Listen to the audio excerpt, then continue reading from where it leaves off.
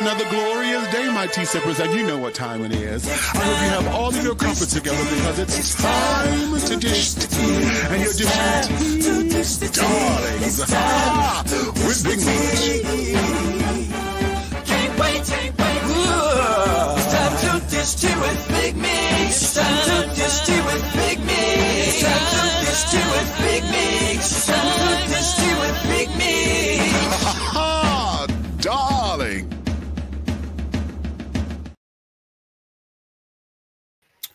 Hello.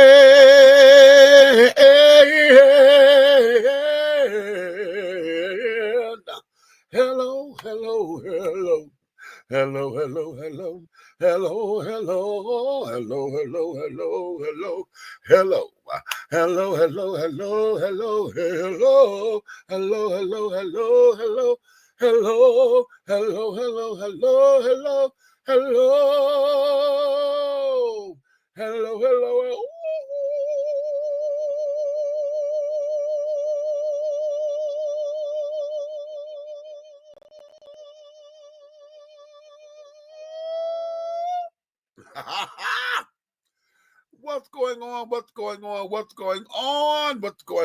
to all of my tea sippers, my crumpet dunkers, my tea brewers, my pot stirrers, my tea leaf readers, my tea baggers, and my tea biscuits, baby.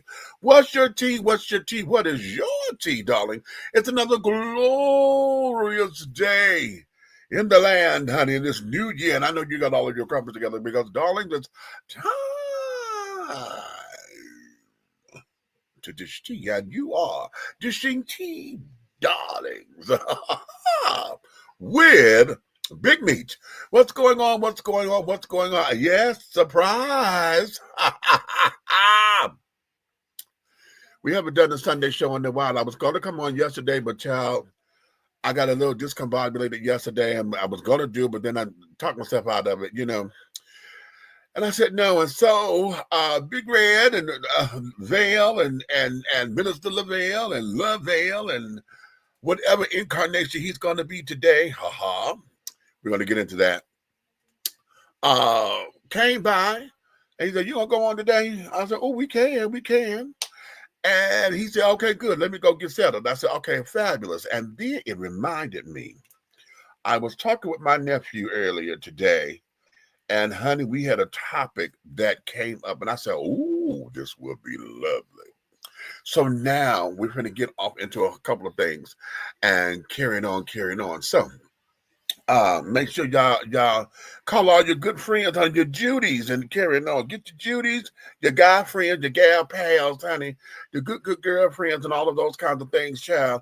You know, your bros, your brothers, you know, your set, your crew.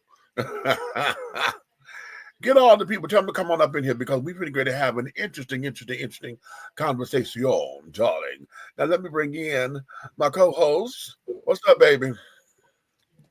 Hey, What you know no good, darling? Well, let me tell you about life.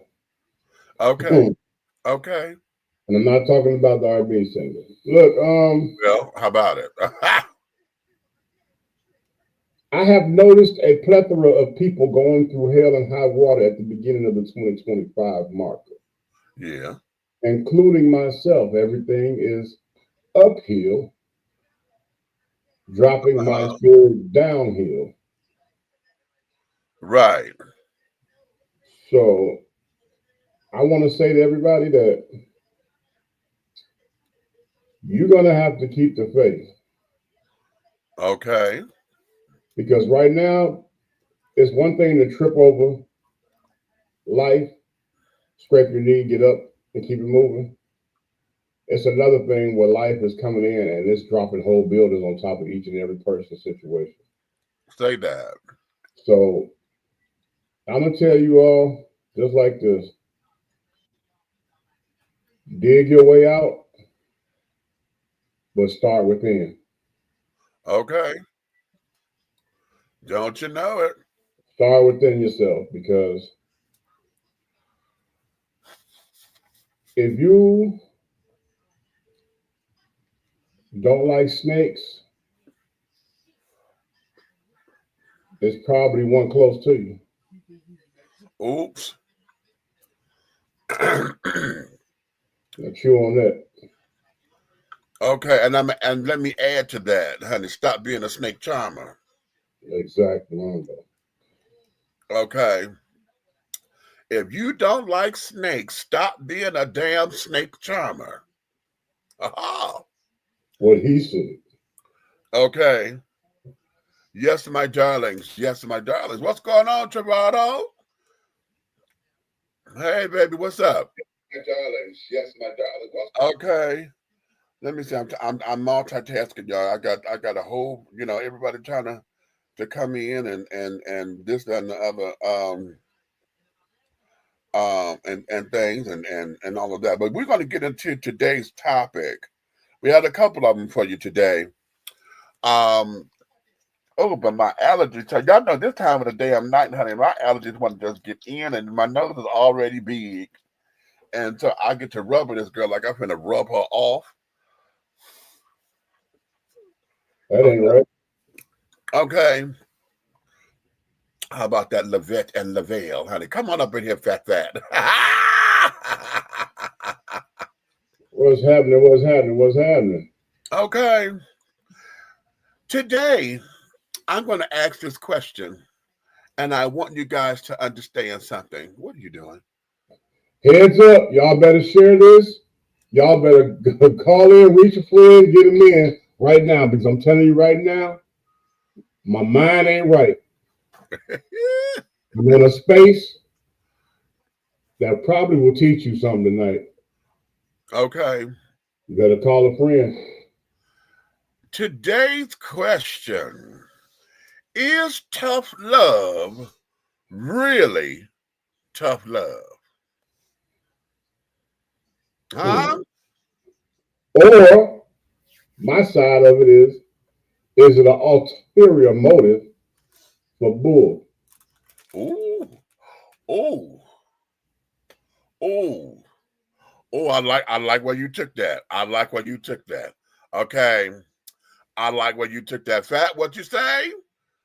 It's about to go down, sounds like it, baby. Okay, you already know. Here's the thing, because my nephew called me, and we get into these wonderful, wonderful philosophical debates and things. And he called me early. I had just got to work. Now, y'all know on Sundays, honey, I got to be down at the donut factory at 7 o'clock in the morning. Be there at 7. Okay. Did you say the meaning? Okay. He called, and we got to talking and things, and we were talking about the idea of what it means to exercise tough love to someone, and he was like, oftentimes, folks use the idea of tough love, but he says he find it that a lot of folks can become rude and downright dirty and nasty. I'm sorry. Don't leave out ignorant. Oh, are we leaving? He said, "Don't leave out ignorant now. Okay, treat it right now. Don't you skip nothing. Okay, don't you skip nothing. You give all credit. Okay." Yeah, that's right. And he says, and a lot of times, we come to accept that because a lot of us have been raised, when you got to, tough love is tough love. And I said, you know what? Hold up, baby. Let me ask you this, and that's where the question comes from. Is tough love really tough love? Or is it us not being able to accept hard truths? Damn. Okay. Because oftentimes when folks claim they got to exercise tough love, we hear it all the time. Now, let me give y'all this. Usually when we hear this, it's always because it's somebody either doing something fucked up and wrong and things of that nature. They on drugs. They was beating the children or something, and or beating on a woman and carrying on. It's always something that's ugh, okay. It got a kind of a little nasty connotation to it. Okay, you got somebody who just shiftless that don't want to do nothing around the house. You know how we say all the time, you got these little motherfuckers that want to sit up there and play video games all day. I think that they pimps, ballers, and shot callers. Don't bring nothing in the house.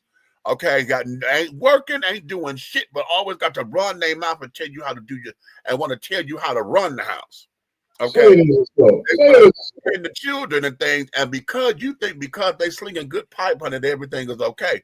But they shiftless and no good bums. Okay. Did you say pipe? Yeah, I did. Okay. All right. Yeah. Okay. Yeah. For those of y'all who are wondering, this is the chocolate, La Petite Chocolate. Okay. And this is the last of it. I gotta go get another bottle. Okay. And oftentimes when we exercise this so-called tough love, it's because we really need to sit down there and put somebody in their place, or tell somebody about themselves and this, that, and the other stuff. We always say we got to exercise tough love. We tell the crackhead and the drug addict, no, you got to get the fuck out of my house because you can't do this no more. You need to go to rehab and this, that, and the other. We have, in calmer world, or in a calmer sense, we call tough love intervention sometimes. Okay. Absolutely right. We call it intervention. Okay, we got to come in and somebody got to sit you down because you need to know what's going on. Okay? But the question becomes, is tough love really tough love? Or an ulterior motive for BS? So let's get into it. Okay? Let's get into it. Because one of the things that I've always come to know about love is love ain't supposed to hurt. Okay? I'm sorry, repeat that. I said love ain't supposed to hurt. Duly noted. Okay?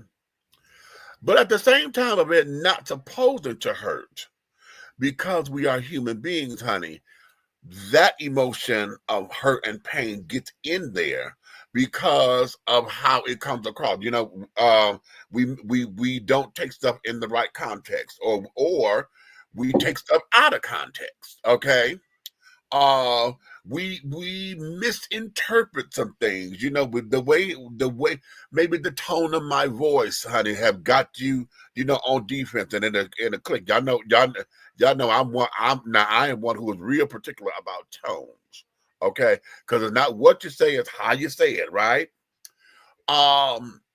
Maybe perhaps it is, First. When you're missing ingredients in situations of life, you tend to change the narrative to a false negative or a false positive. Oh, see, that's the problem that we have in our community. It's true. You don't ask pertinent questions. Assumptions are a part of the Afro-American DNA. Oh, wait a minute. That's a banner. Hold on. No, you ain't gonna do me like that. That's a banner. Wait a minute. We're gonna create a banner to go floating across this thing. Use the assumptions. Assumptions. Definitely a part of the urban. A part.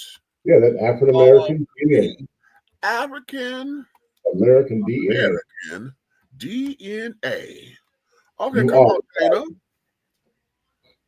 We're gonna let that roll. That's right. You are the father. And I'll tell you right now, everybody who's out there, run and say what I said. I'm ready for it all. Bring the noise, because I don't care. Because I'll tell you today, from this point on, the rest of the year, who gonna check me? Ooh, well, who gonna check me, boo? And there you have it. Okay. So now, again, when we sit down to exercise this so-called tough love, what is it that what really becomes the goal? What is supposedly the goal? What is supposed to be coming out of it?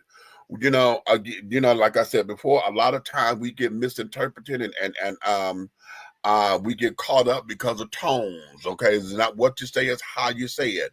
There are a lot of times, honey. I know with the rainbow community, tough love and interventions and stuff become reading sessions. See, a lot of children like to use this old tough love shit. Want to read you and let you have it and put you in your place of D. And in these so-called tough love situations, it's one-sided because you, as the person who is supposed to be receiving the tough love, is supposed to sit back and just take what is being given. In this here, you have no say in it. You're supposed to sit down and just take it, right? Yeah, that's what they say. That's what they say. And They that's say what they expect. Okay. They expect that. They expect that you have, you have no defense for yourself or whatever. And oftentimes tough love is done in a way where the solution is what the perpetrator, not the perpetrator, the one who's dictating, the dictator, that's what I'm gonna call it. The dictator is the one who decides what the solution is supposed to be. Oftentimes in a tough love situation, the recipient of this so-called tough love never is included in the solution making process. Okay, it's always, this is what's gonna happen because you gonna do this or you gonna do this, and you bet not, and you bet not, and Dr. D. Now, let me be very transparent. I am one of those people, honey, who have been, the dictator and carrying on and this, that, and that. Okay, I will be very transparent in that. Okay, so I'm not saying nothing that I have not experienced on one end, and I've been on the other end where folks just thought I was just supposed to sit down and take it. Usually that comes from parents and grandparents and aunts and uncles and shit, and those who supposed to be the elders, those who you respect. Okay, they sit down and doctor, all of that. They want to connect the dots, and you just supposed to sit down there and take it. Okay, but is tough love really tough love? Is it this whole thing of, I've been wanting to tell this to you for the longest time, but now I have an opportunity to just get it off my chest, and like how you feel about it. I'm just gonna say it and fuck your feelings. Okay. Now, let me provide a caveat right here. Hey, can you do me a favor? Yeah. For the rest of the show, can you fill in the profanity for me? Because I don't do that. But can you do that for me? I'll just point to you. I'm sick of you already. Okay. Right. The caveat that I'm going to say is this, this little proviso. Yes, we do know that there are going to be moments where, what I have just described, the reading session or this session, where it is warranted. Okay, because when folks are cruising for an ass whooping and cruising to be told and carrying on, you know those instances where folks are cruising and campaigning, okay, for that ass whooping, okay? Absolutely. Especially when you not sit up there and said it umpteen times, okay, child, come on now, let it go. Yep. Let it go. We'll talk about this another time because right now I'm not in the right headspace for this. Let it go. Okay. And in those particular cases when folks get to cruising and campaigning, and then they want to have the audacity to get upset because you say what you say, how you say it. Well, goddamn it, didn't I say leave me the fuck alone? Didn't I say leave it alone? But that ain't what you wanted. So now that I'm hollering, I'm on 100. My voice is way up here in the rafters. I got the neighbors in my business. Now you want to feel offended and looking at me like I'm motherfucking crazy and that I'm in the wrong. Really? Okay. So that there is a little bit, it's a separate, that's separate. Okay, and it's a thin line. I want you to hear me. That there is a thin line. It is a very thin line. It could get smudged, honey, and blurred. If you step on it wrong, it will get blurred in the mess. So it is a very thin line. However, and understanding this, we are talking about those instances where you have to, you're trying to come to a resolve. Okay. And tough love seems to be the answer. Or, you know what? Here's another thing. This quote unquote tough love is also used when you don't want to be bothered with somebody anymore. When you want to discard them and throw them away and carrying on and this, that, and the other, when it's time for them to vacate the premises. No, there you go again. There What? you go again. There you go. No, say what the hell it is. When you don't have any more use for them. Ooh! I told you I'm not playing tonight. Ooh! Wait. Not and everything started to get on your nerve now. Yeah. Okay, when you have no more use for them and everything that they do start to get on your nerve. Oh, you're on your feet now. Right. You're playing solid ground. Right.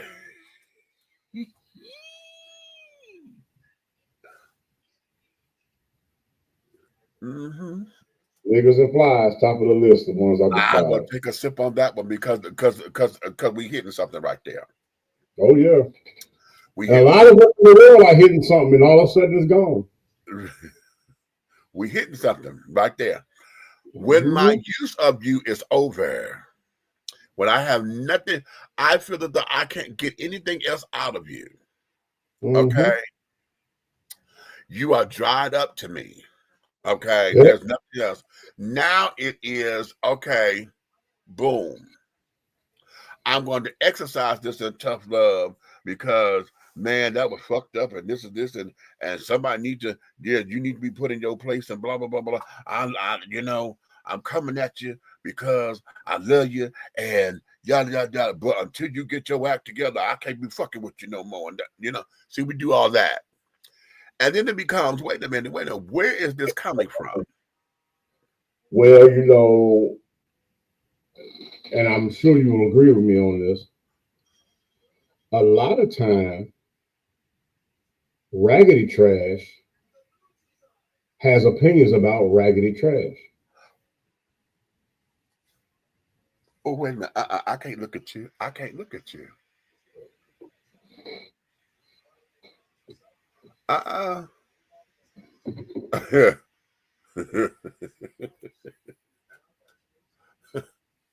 Raggedy Trash have opinions about Raggedy Trash. I mean, let's be honest. Let's be honest, right? Who in the hell is a car tire to call a Sharpie marker black?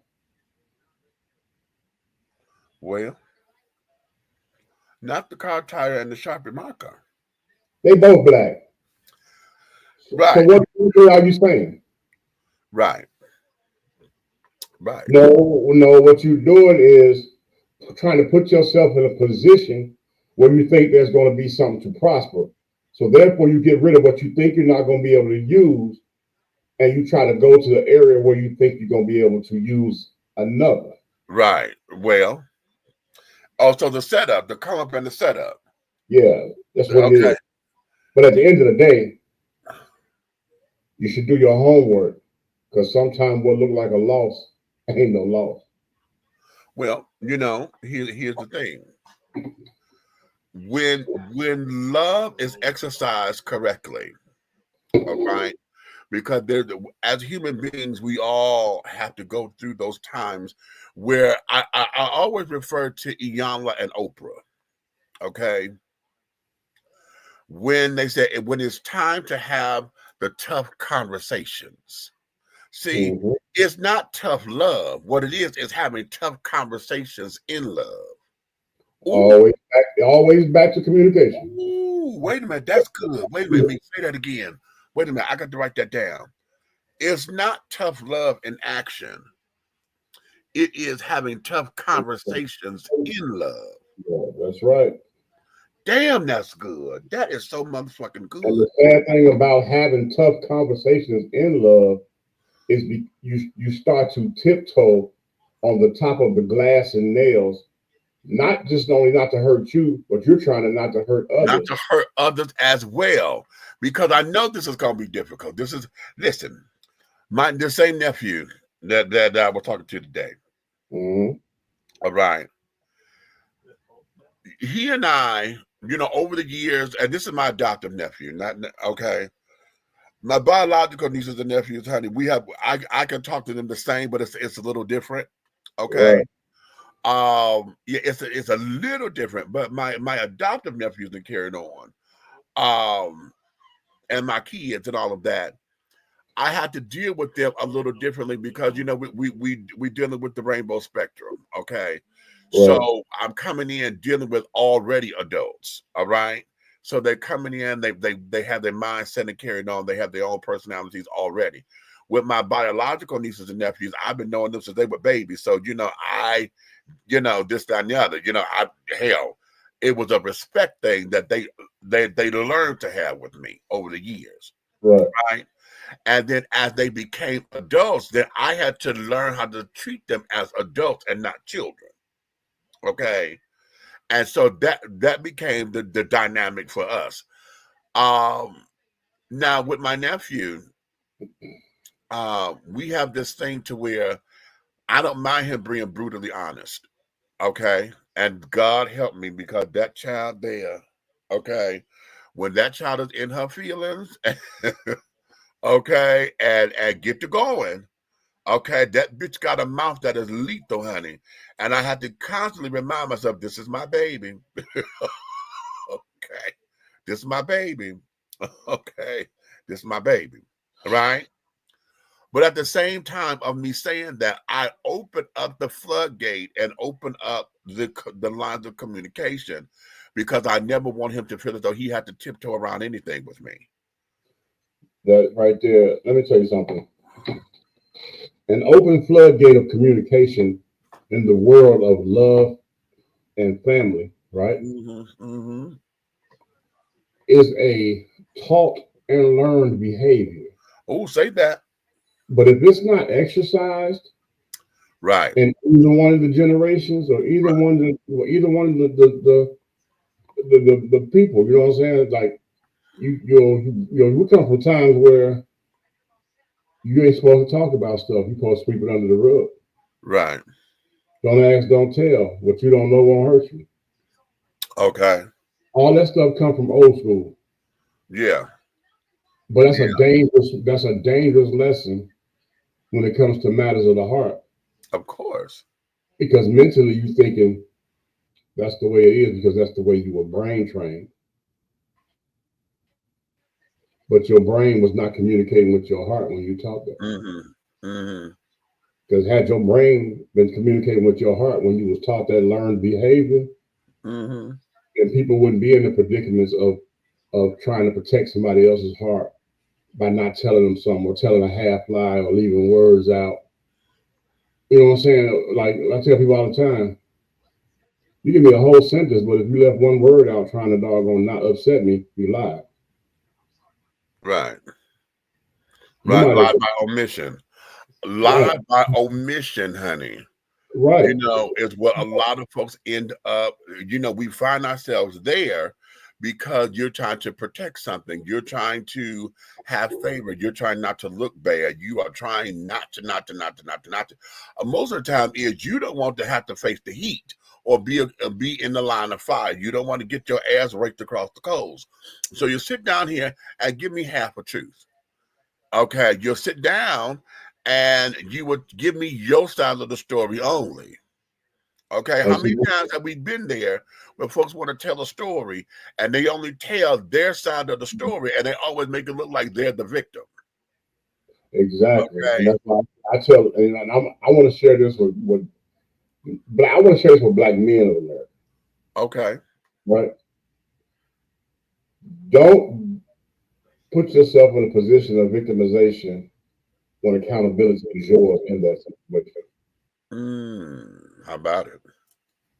If How you about want that? to wear a spirit of being victimized in particular situations that you're in, then you wear that with yourself and yourself alone as you rebuild yourself, which also would develop a stronger sense of integrity within you. So now accountability and the way that you approach things from that point on becomes a perfectly graduated, university learned language. Mm-hmm. You at that point right there, you learn that don't ask, don't tell is bull. Right. You learn that, oh, I'm gonna take care of this over here, and you know what I'm saying, not let them worry about it because I'm gonna be the Superman. Ah.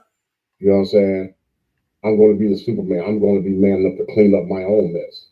When Uh-huh. you do that right there, you think you're doing it right because of your elders and what they poured into you. But you're actually doing it wrong because again, I said they poured it into your mind and not your heart. Boom.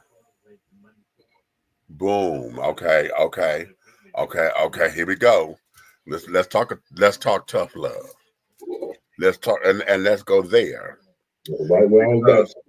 right here with us having our superhero cape on, okay, the need to want to fix something all the time. You know, we're there, we want to fix it, we want to jump in, we want to help, we want to. In addition to to your cape, you also got the WWJD insignia on, honey. Okay, what would Jesus do? Okay. So not only you trying to help and save the world, honey, you coming at it from a spiritual aspect and thinking that this is gonna be spiritual brownie points and carrying on and this, that, and the other. And God help you if you one of those girls who believe that in the spirit, honey, you got to have this, that spirit of boldness. So because how many of y'all have faced that in the church?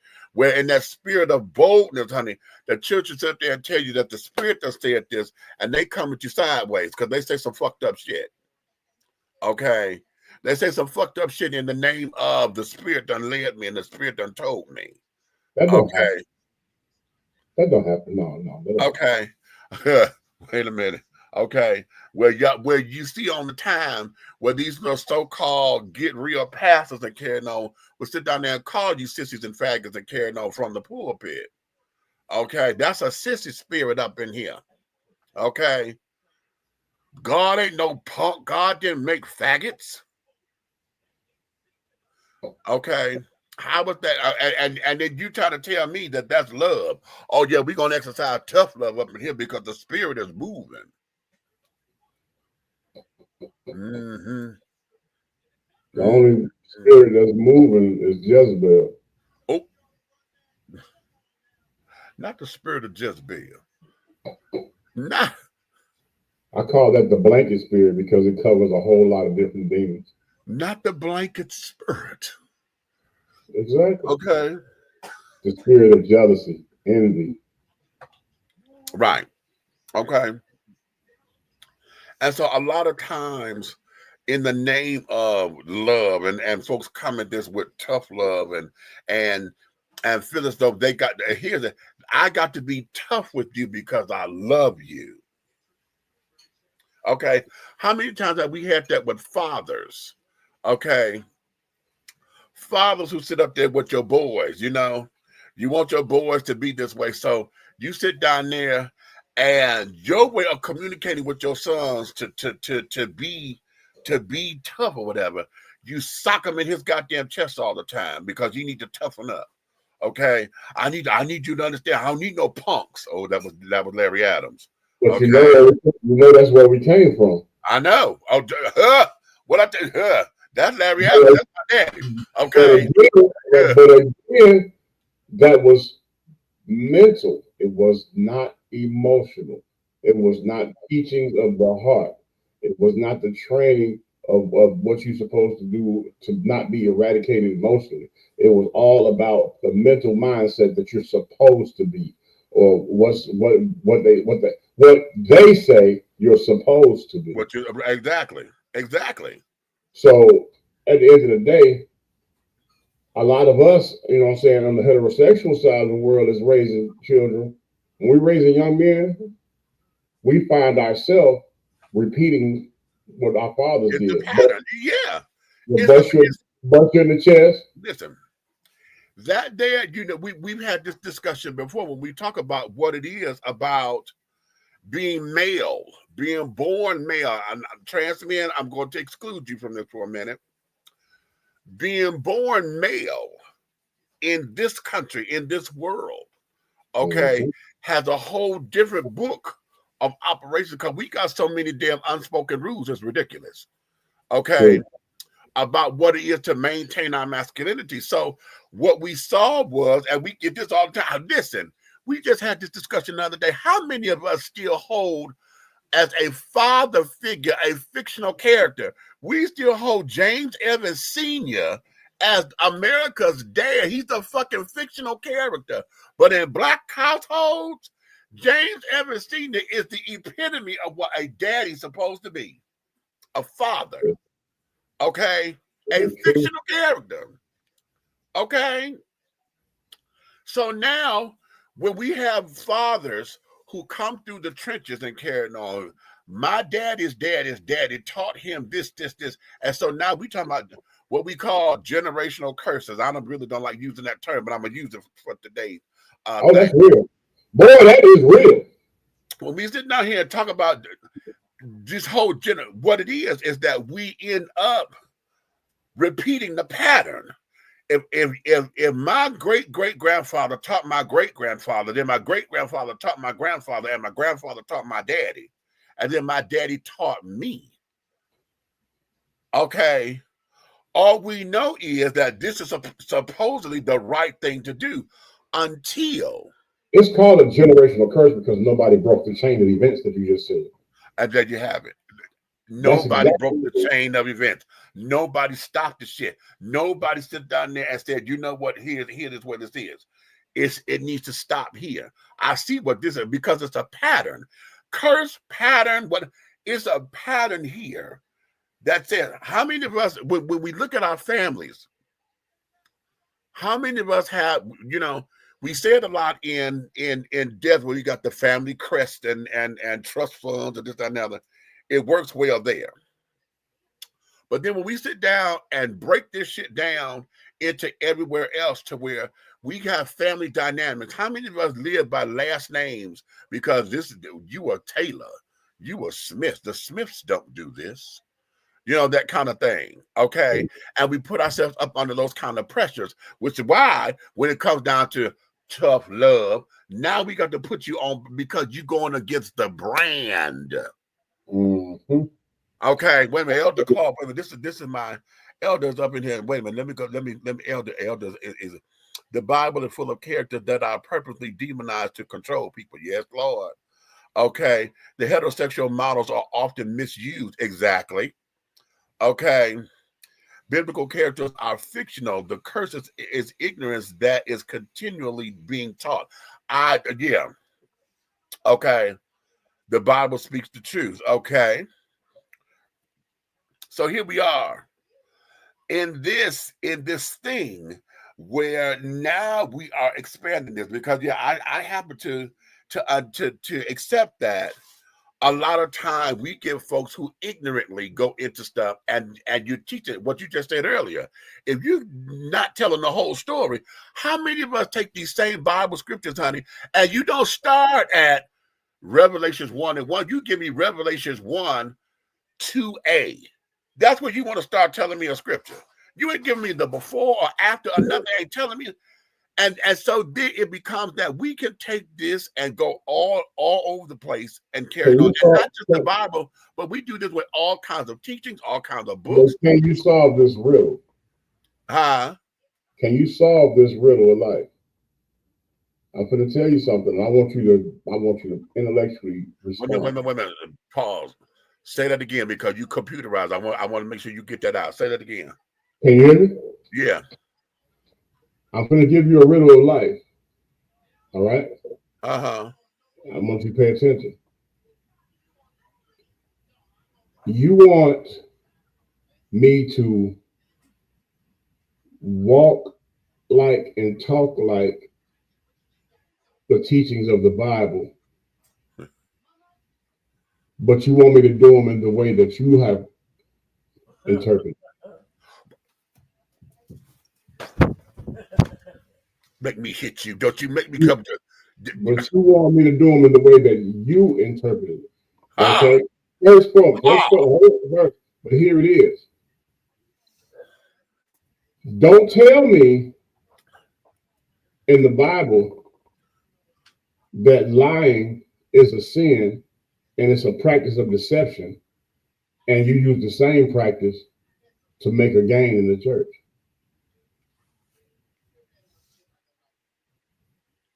So what you're telling me, it's okay to lie to execute your actions, but if I lie, I'm sinning. Boom. Did you invite somebody? Who? I got somebody named Key. They ain't got. I don't see no picture, but they done.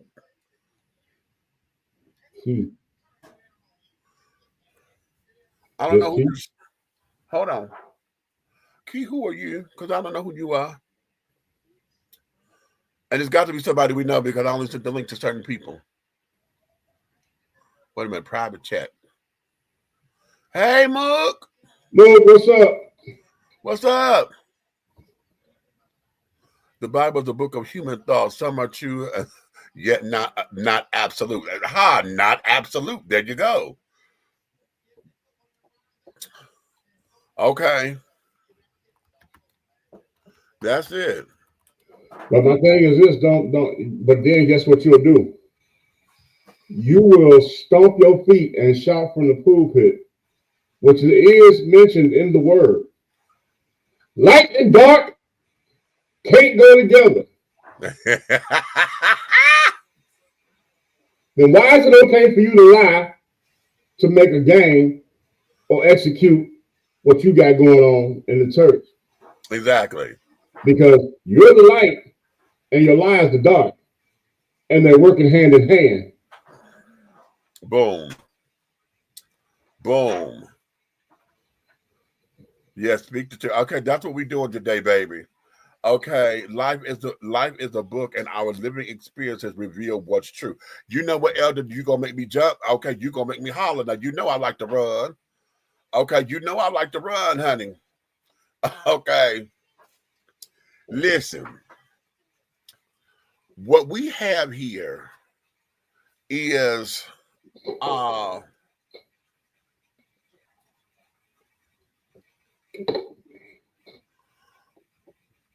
okay. Shakita. Yeah, my name is Shakita. I'm friends with Minister Hayes on Facebook. I clicked the link he shared. Oh, so she just watching. Okay. Okay. She just watching. She didn't want to come in to be a part of it. She clicked that's Pastor Shakita.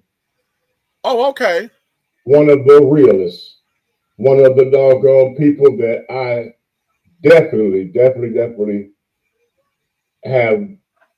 was open for her to pour into me. Okay. And when I say I admire her walk with Christ, right. Her walk with Christ is everything in a bag of chips. I'm just gonna tell you that. Okay. Her emotion is everything that I've ever wanted to do in Christ. Okay.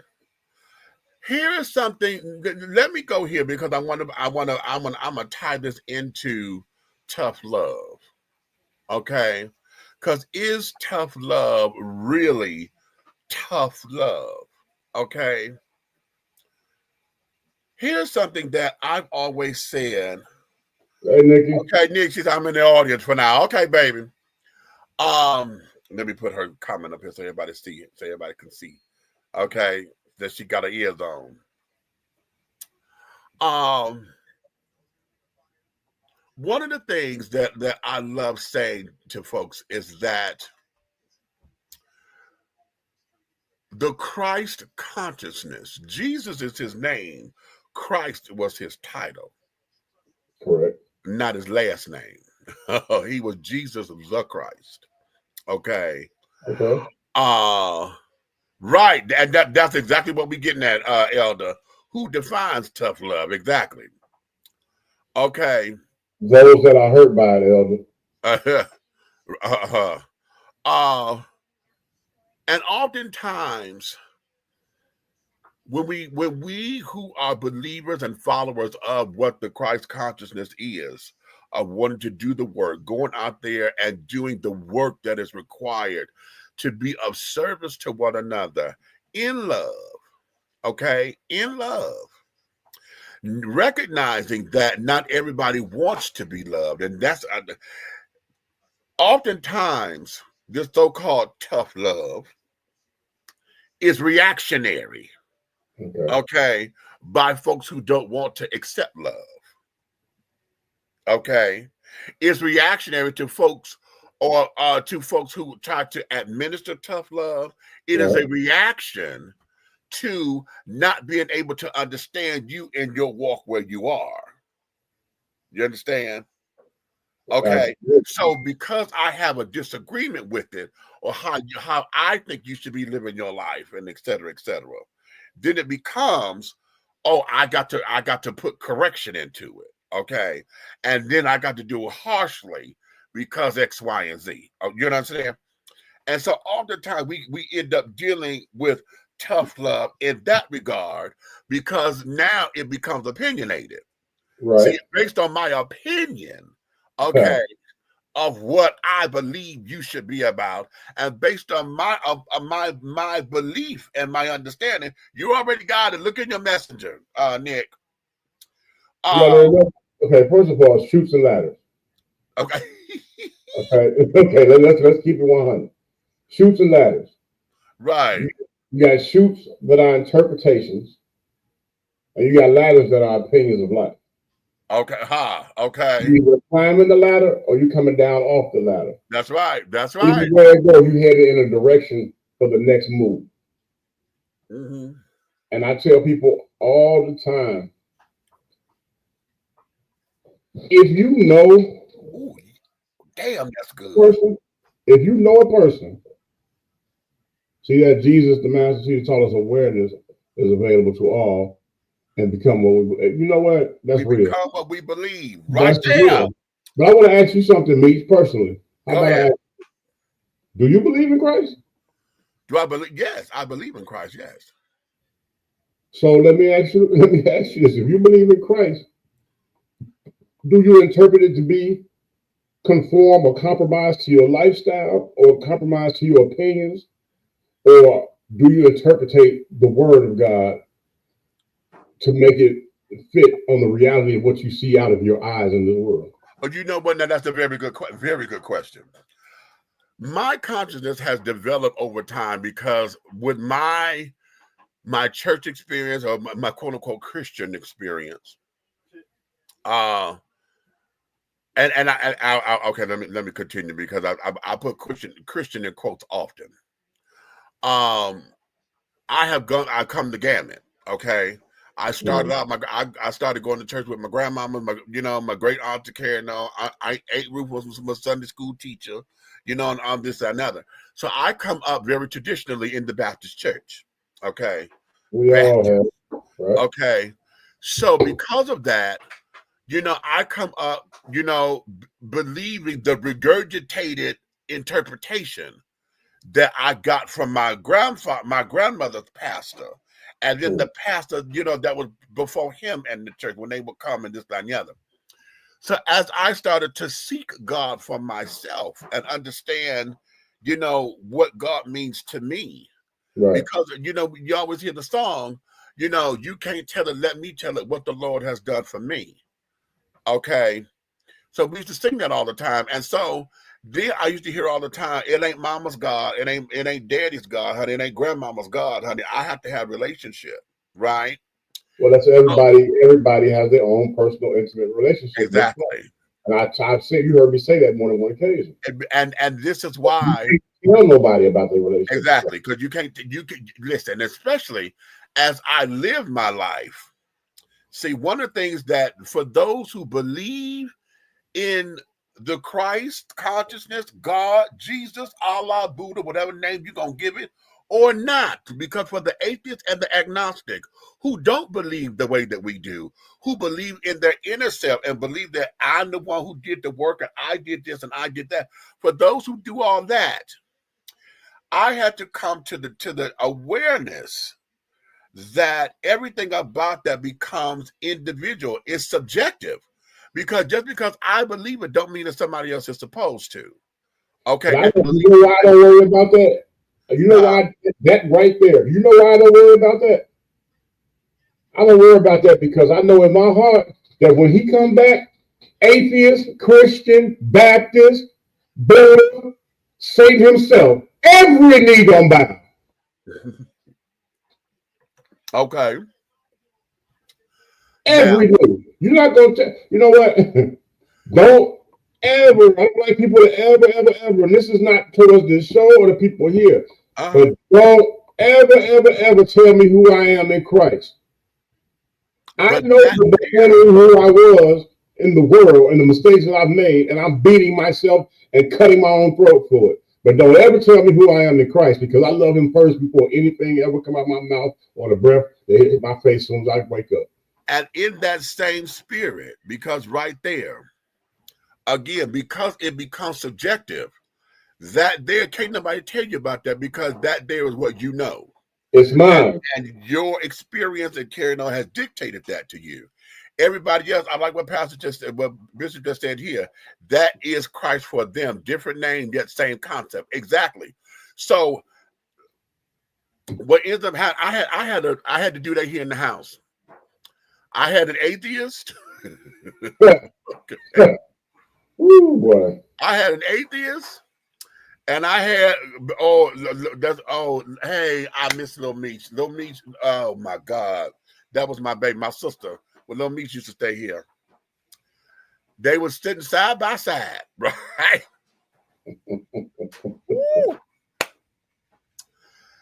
And they were they said the exact same thing, right?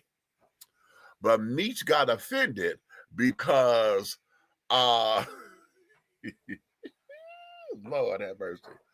Meech got offended because both of them gone. Oh Lord, wait a minute. Damn, I just thought about that. Both of them gone. Because he thought, here y'all go with this God shit. He said that. Here y'all go with this God shit. I know. And Meech was like, you don't believe? And and I had to pause it because it was going into an area, and I had to show them they had said the exact same thing. But you got to remember, people get touchy because you got to remember, people who are true believers and true walkers with Christ, they stand on it and they stomp on it. And they'll tell you, you know what I'm saying? For God I live, for God I'll die. Right. So when you come with that mess right there, they finna come 10 toes down. It's going down. You know what, DC? I'm gonna beat your ass. Look at this fool. I don't believe every knee going by because I got in my knee by. I'm gonna have to go to Grady. He played entirely too damn much. Yeah, I'm going to hit you. I mean, he's not gonna bow no. He going to hell. I'm gonna hit you with a wet lasagna, and 2 of them. Damn it! Hello, everyone. I got to hit you with 2 lasagna noodles. Okay. If Christ is an awareness with gender, he for some is her, for others is it, to others. Pure spirit is love. That's it. That's it. Now, at first, I wasn't going to come in here because y'all know my mouth. Right. But I can't help it. So I'm here now. Auntie, Mm. How you doing today, sweetie? Hi, baby. Okay. All right. I was gonna stay my ignorant ass comments, You know what? but I It's couldn't whatever. because it's on my spirit. See, that's why I told you, Meech, earlier. I'm gonna point to you because y'all cousin enough for me, both together. Oh, Right? that's not right. Exactly. Listen, It's I all can right. handle I it. got you. I got Go ahead. you. Go ahead. Go ahead. So I wanted to touch on what y'all was saying because I think what happens, especially when it comes to somebody trying to give somebody tough love Uh-huh. or tell them what it's supposed to be, Uh-huh. you have to understand that everybody's walk, and y'all know for me, I am not a Christian, Uh-huh. but everybody's walk with God is different. That's right. That's right.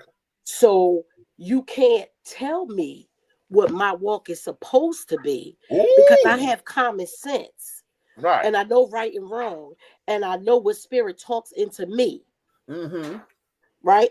So just because what might be good for you to do might not be for the other people. Exactly. Now, if you give a word and it touched some people and it reached them and it hits them, that's fine. But you can't condemn the people that it don't resonate with. How about that? Okay, wait. Let me ask her a question because I'm glad you're here, Auntie. Hey, what happened? Ask you a question. Mm-hmm. What about people who have the audacity to teach you, say they're going to teach you how to pray? How you gonna teach me how to talk to my God? Ooh. Woo! Ooh. Ooh. Ooh. My conversation with him is not yours. Ooh. Woo! Say that again. Say My that one more conversation time. with him is not yours. Boom. You know, that's why I'm always weary when somebody say, well, God told me to tell you. Well, baby, God talked to Ooh. me every day and he didn't tell me that. I got to do it one more time. Ric Flair. Woo! Okay? Okay. I have a good relationship. So just because your relationship ain't my relationship, you can't tell me my relationship is wrong. Remember, I made this analogy before, That's right? fact, Pastor. That's fact. Pastor if, Glory if right if we there. all even believe in the one, y'all know I'm more spiritual now, right? So, Right. but if we believe in like what the Old Testament said, that God said, you know what, y'all hard-headed ass motherfuckers, I'm gonna bring y'all Woo! out to the four quarters of the earth because I'm sick Right. of y'all because you don't listen. You're hard head, stiff neck. Y'all don't listen, right? Just in my brain. I don't Right. make it seem like it has to be for you, but in my brain, what I interpret it is I'm gonna spread y'all out. So the way you find your way back to me is your road. Right. So that might mean I'm hopping on American Airlines. You might Right. hop on Amtrak, and Red might say, you know what, I'm driving my truck. Right. But I'm gonna meet you there. Exactly. I'm gonna meet you there. You see And this if right they here? just took that little thing and think about it that way, the road doesn't have to be the same for everybody. True love waits, but okay. The reason I put this up here Mm-hmm.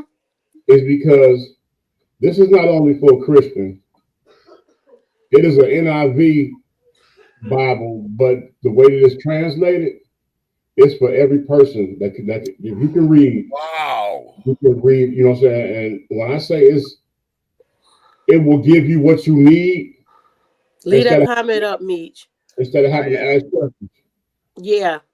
But Elder said, well, Wait a minute, because that's rich right there. That's a word That was right that was there. that was the that's rich word. right there.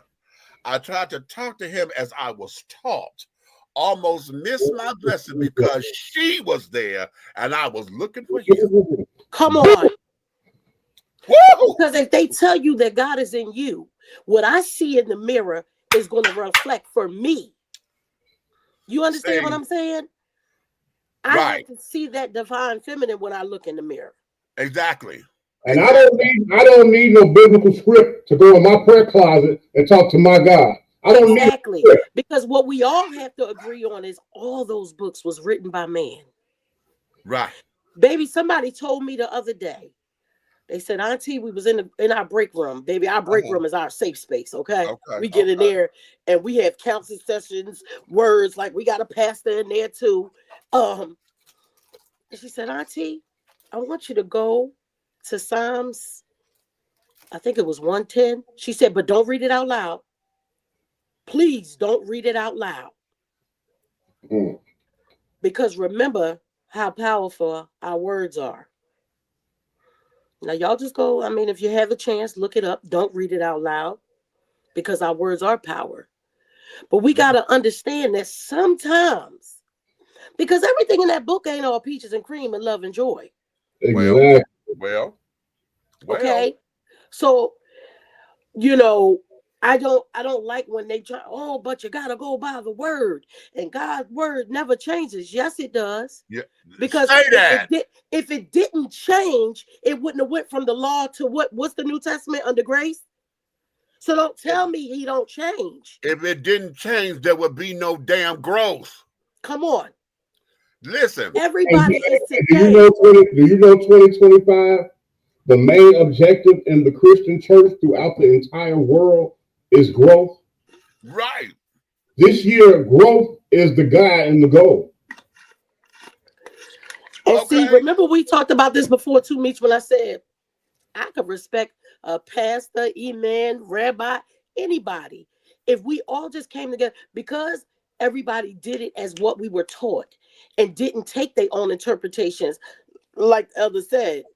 We didn't take our own interpretations. So some of the stuff, you just took it and you ran with it. Mm-hmm. And some of the shit is some hateful shit. Right.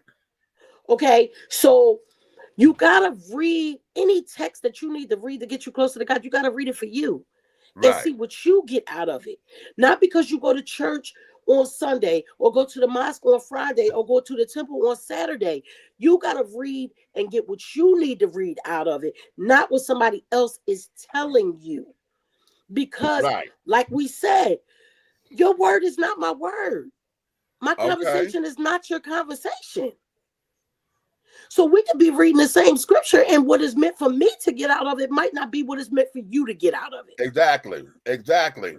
I believe this all day. Our understanding changes as we grow. That's why I believe we are living scripture. I was just about to say something similar, because I say all of us, just like we read the Bible and other works of expression. Okay, because there's the Bible, the Quran, Torah. Torah. You got A Course in Miracles and all these other different books that were written and have been around for the ages. Well, honey, our lives are living books, because I'm the book of Demetrius. Right. Okay. You're the book of Nicole. You're the book of Lavelle. And can't nobody write our book. And can't nobody do that. We experience that. And imagine for a second that one of our children wrote our book, because they like we got Paul. Paul wrote all these things that everybody's using as a teaching lesson. Right. Okay. Based upon times before you, right? He wrote the book there you go, after he died. Because we do not live in those times, we cannot live like that. And if our kids was to write about us, that'd be just like the Gospels. It'd be the book according to. Do you understand? But you gotta understand something. You gotta everybody on here, right? Everybody on this panel, on the show, in here, from Pastor Glover all down to Elder. You can ask all of us about yesterday. Right. But you got to ask the higher up about tomorrow. How about that? There you go. It's just that simple. Oh, that's good, Pastor. Culture and time dictates understanding. Yes. Oh, right there. That's a t-shirt. It is. Culture and time. The only problem is you can only wear that t-shirt around people that's literate, because because everybody not going. It's gonna go over a lot of people here. Oh, of course. Okay, now let's bring. That's one of those. If you know, you know. Let's bring all this back to tough love, because see, I want to make sure that folks understand where we are with this. Okay, because the whole idea of tough love and we went here into the whole idea of Christ, because a lot of times, a lot of folks operate. You thinking you operating in agape love because it's tough love, and you have some kind of authority to do this, and this. When oftentimes you are operating in selfishness. Right. You are operating in selfishness. You are operating in you think you're doing a WWJD, what would Jesus do? But no, you're doing a WWJD, what would Jerome do? But don't forget though, because every time they say that, they always talking about what would Jesus do. Stop playing around with Jesus, because Jesus wasn't all peaceful like y'all said. Listen, I listen. He hung with thugs and whores. He hung with thugs and whores. And let's not talk about him coming back and turning up. Okay. Right. Because y'all really want him to come back? Because I'll be up there like, I'm not going back down there to that shit. Because I'm gonna be straight up. I'm gonna be straight up true with you. I asked this question to a lot of Christians today. You talk all that, you talk all that mess, but do you want to face the Old Testament God or the New? Because y'all know that's the one I like. Right. The old one, before you can say it, he know what you're thinking, and you breathe, and when you can't even breathe it, you're gone. Okay. Look, I told y'all stop acting up. Oh, you didn't want to act up? You want to keep acting up? Let me just go ahead and flood that. Don't look back. Oh, hardhead, pile of salt. Keep playing with me. And people always ask, why did he speak in parables? I left it up here for a reason. It's me not sugarcoating shit. Tough love to me is not sugarcoating bullshit. Oh, well, then that's my everyday life. Okay. I be giving tough love. Sorry, y'all. But here's the thing. Again, not sugarcoating bullshit does not mean that I have to be cruel, crass, and nasty. Nasty. That's right. Okay. Because all that, this is why I say, most of the time, most of us who are in our right minds have tough conversations in love. We don't necessarily demonstrate tough love. Absolutely. True. You know what I'm saying? Because what that was, tough love to me is not sugarcoating bullshit. It's just that I love you enough to where, baby, listen, I got to pull your coattail. And I need to let you know. Exactly. You're not going to like it, honey, because it ain't going to feel good. But it's coming from love. But it's coming from because you need this. Not that whole I got to corner you. We got to sit up here and stage an intervention. We got to come in and I got to strip you down into some bullshit. No. Right? No. Right? They crucified the man Jesus, yet the Christ never left. Come on. Wait a minute. That's big right there. That's big. Wait a minute. I want that to. Elder. Damn. This is why I love you so much. This is why I love this man so much. That there. Okay. Let me break this down. I'm gonna tell you how it's hitting me. Okay. Okay. Yes, we knew, according to what they teach, the story of why Jesus came. Okay. Jesus came to save mankind and this, that, and other. When they took him to his crucifixion, they killed Jesus. And yes, he rose on the third day, the way it's taught. But the Christ consciousness never left. You see that? The Christ when they killed Jesus, everybody who was his followers that came out still went to go do the work. Christ consciousness never left. That's why Mary was able to go and say he is risen. His mom, the work was still being able to get done because those who understood the Christ consciousness were still able to go out to the masses, even among all of that. Even that was my attraction. That was my attraction to the organization that I was a part of. Yeah.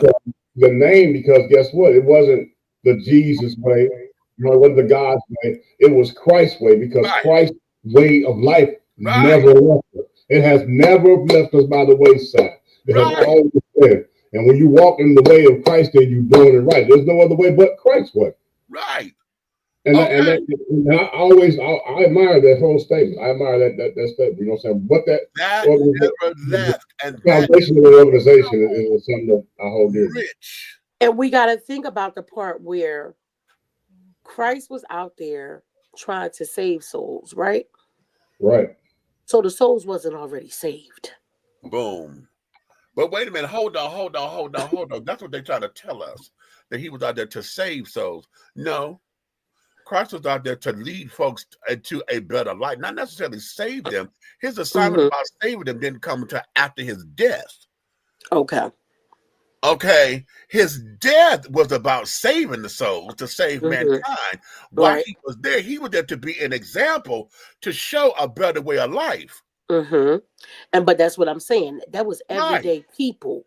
Everyday But, people. yeah, Everybody wasn't holy, sanctified, saved doing those people that he were trying to reach were regular, everyday people. Everyday folks. So and they were the ones that he went to, honey, were the ones that everybody else threw away. That the everybody ones that were the threw commoners, away. The ones that were the poor, the ones that didn't have the high society. There you go. Okay. Because you couldn't get more hood than Mary Magdalene and Peter. Hello? Come on. Hello? Hey, that's the dark and light. Meet. That's back to what we said earlier. That dark and light. Yeah, right. Okay. Here's the dark and light now. You want me to go out and save souls, but at the same time, you don't want me to go in certain areas and talk to certain people. How about that? Don't you do it? Listen, I can't do it. It's an oppressive expression to make people feel dirty. Thank you. Woo. For that. That's another damn t-shirt. Sorry, Elder. I cuss a lot. No, save is an oppressive expression, because they gave us Jesus. Remember, blacks over here in this country, they gave us Jesus. Come on. I know that the scholars are sitting up there saying, well, Jesus was over there. That's all debatable. I'm talking about here and right now. And even the Ethiopian Bible is different than what we have. Exactly.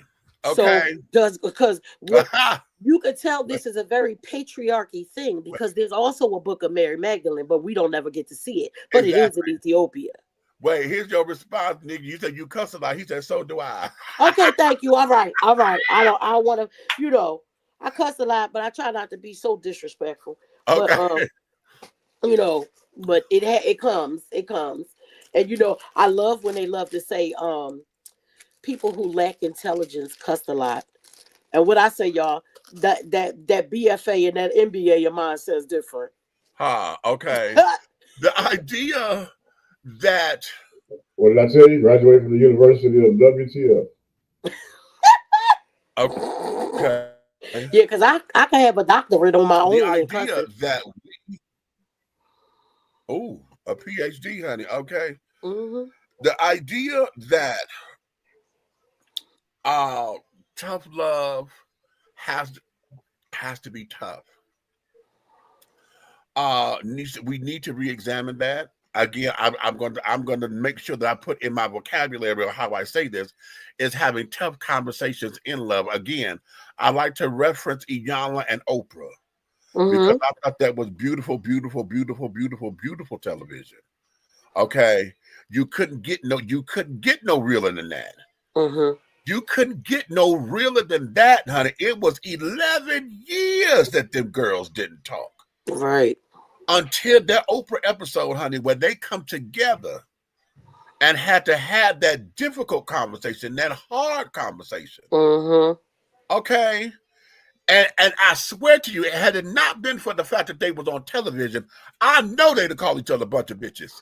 Oh, yeah.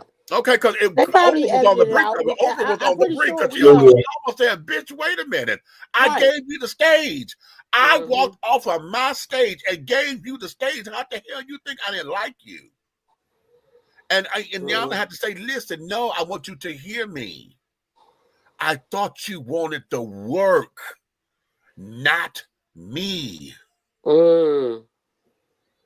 Yeah, you like me because of the work. You didn't like me for me.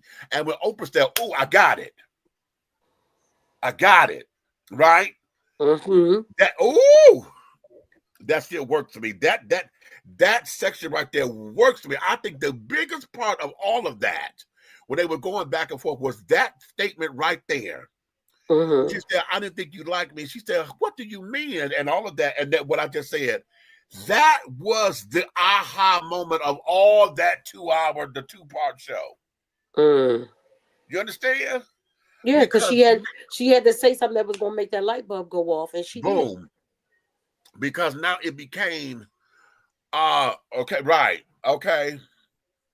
You can feel being cussed out without words. Yes, sir. Yes, sir. Absolutely, because I got to do that at work every day. Okay. Yes, it is. It is only disrespectful when it's a tool of aggression and deception. Exactly. Mm. True. Exactly.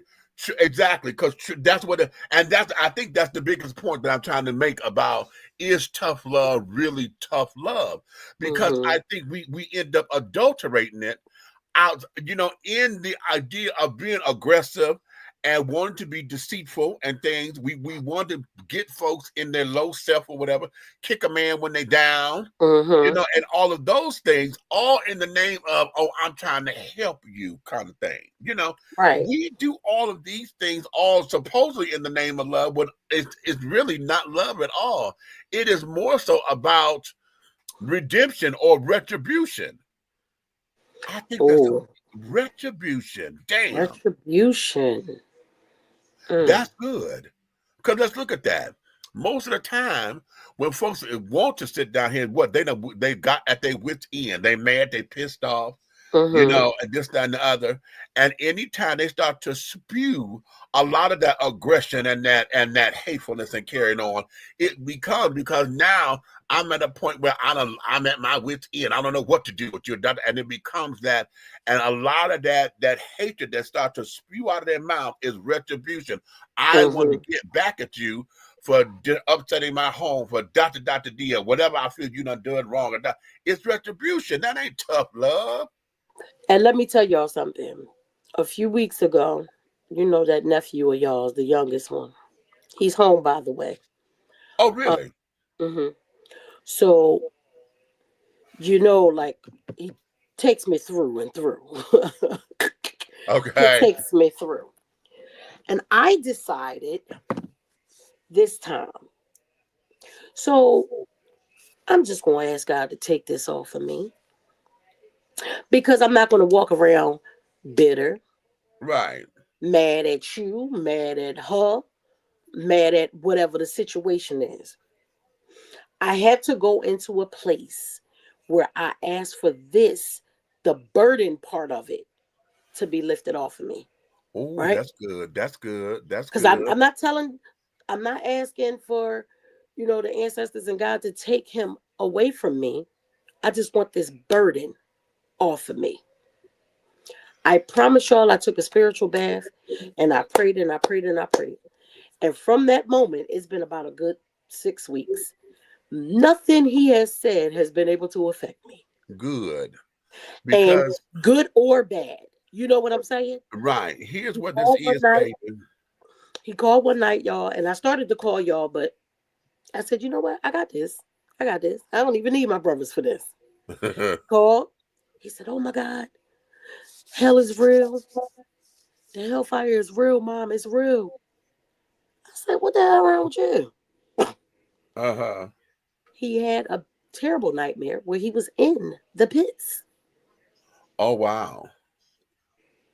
And I said to him, I said, okay. So every time you about to make a bad decision, remember where you was in that dream. How about that? I said, now can I say something to you, son? He said, yes. I said, remember when I always told you I would pray and ask the ancestors and ask God to order your steps? I mean, not to order your steps, to guide your steps. Uh-huh. He said, yeah. I said, one who does not allow God to guide their steps, those steps will be ordered. And that's what you keep walking in. Because it had to be ordered for you to get it. Because you wasn't allowing him to guide you. So he had to order you into some shit. I said, do that make sense? He said, Yeah, I think I got it. Uh-huh. Because how many times I used to pray all the time. Ancestors, God, can y'all please guide this child's steps? Because he doesn't want to listen. And that's fine. Sometimes you got to walk it, like I said, you got to walk your own path. And if you don't want to take advice, you don't have to. But I'm asking God to guide your steps. But you didn't want to let God guide your steps. So he had to order some steps for you. Exactly. And every time you're about to make one of them stupid ass decisions, remember where them steps that you got ordered through took you. Mm-hmm. Here's something that I want to give you, sis. And that's tough. That's tough love. Because it was real love. It was real love. That was a tough conversation because Mm-hmm. he had to be in a spot. See what the burden that you got to take up off of you is Mm-hmm. the fact that, honey, he's an adult male right now. Yep. He's an adult. Yep. Okay. And everything about that, honey, you got to give all of that over to his Mm-hmm. adulthood. And baby, All it's the biggest weight that had been lifted off me because now he can call me even if he's in distress. It don't bother me none. I'll be like, oh, well, we'll see what we can do. I don't know. Figure it out. right. You got to figure it out, baby. Figure it Because out. right now, this is what adulting is. This is This what is what adulting is. adulting is. And I You can't text come run him. to me because, honey, I'm an adult too, and I got my own shit. I have my own bills. I got my own this. I got my own that.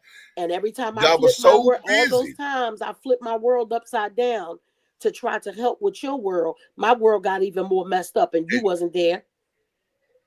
And then you gave me more grief. You gave me more grief. You gave me more grief when I couldn't do it because I couldn't. Exactly. I was not in a space to do it. And I did have to have that hard conversation to say, let me explain something to you. I don't have grandma guilt. And for the people listening, let me explain to y'all what grandma guilt is. Grandma guilt is usually people, for whatever reason, I'm not saying it was a good or bad reason, for whatever reason, you weren't able to be there for your children. So when your grandkids come, you try to make sure you do everything for them. I don't have grandma guilt because I raised my kids. I didn't run the street. I didn't do no drugs. I wasn't doing no kinds of crazy stuff.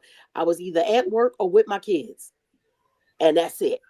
So I don't have grandma guilt. So any kind of guilt you want to put on me, that's on you. Right. You went out here and made these kids. Now, will I help if I can and if I want to? Absolutely. Boom. You're not going to guilt me into nothing because I did my job.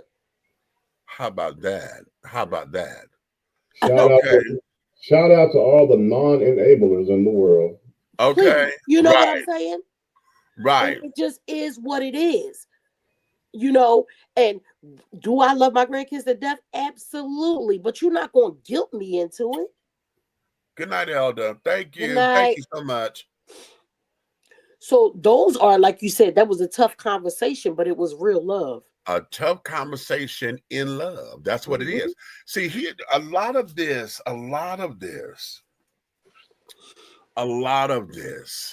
you know, and now that we are parents, okay, now we understood what our parents were trying to tell us back in the day. Okay. We understand it. Now we got to teach that same lesson to our children because they don't get it. And now that our children are parents, you know, it's too early for them to get it because see now, you know, the babies are still small or whatever. They have no concept of what it is to want to now raise kids. They just know that they're able to have kids. And so now they got bragging rights to say, oh, I'm a mother, I'm a father, I got kids. And, you know, to start to act like what that means, right? You know, to act like what that means. I got to take care of my kids. And, you know, we get that little stick my chest out shit. Until you need somebody. Okay, until the fat meat is really greasy. Okay, and ain't got no nutritional value in it. Just a piece of fat back. My Uncle Waller used to eat that. Okay.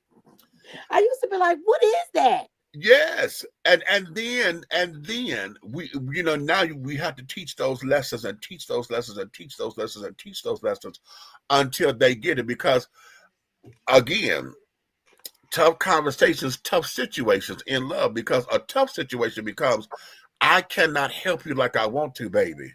Right. I got to step back because this is your mess. And nor am I going to keep putting myself in, putting myself in a worse position, trying Right, to help you get better with yours. right. Because I When, can't. when all that stuff happened with the twins and everything, remember that Yeah, was my vacation week. yeah, yeah. We saved our coins. Me and Mook saved our coins for vacation. But yet we spent every dime on them kids. Uh-huh. Uh-huh. And, and it's like it's nothing. Right. No, It It's never, nothing. let me know what it never is. When it comes to anything monetary that you do, people have a serious expectation that's so exceeded past what's reality, and then there's no gratification for what you have done. It's like you didn't do anything at all. no Right. gratification, no edification, honey. There's no gratitude, Nothing. no nothing. What it is, and Because I even your like that. thanks sound empty. Your See, thank you don't even sound genuine. it don't because it wasn't. Because Mm, it wasn't what it was an expectation. You are right. expected to do that, honey, Mhm. because of this, that, and the other. And that there is part of the problem that we have. Okay. People want us to bend over backwards all the time because it is there to their advantage.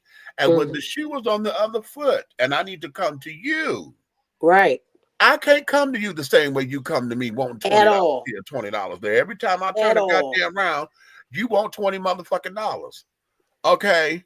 Or whatever the case may be. Every time I turn around, you need a pack of goddamn cigarettes. Every time I turn around, you coming to me because you need fucking gas money. Every time Mhm. I turn around, you coming to me because now you got to go.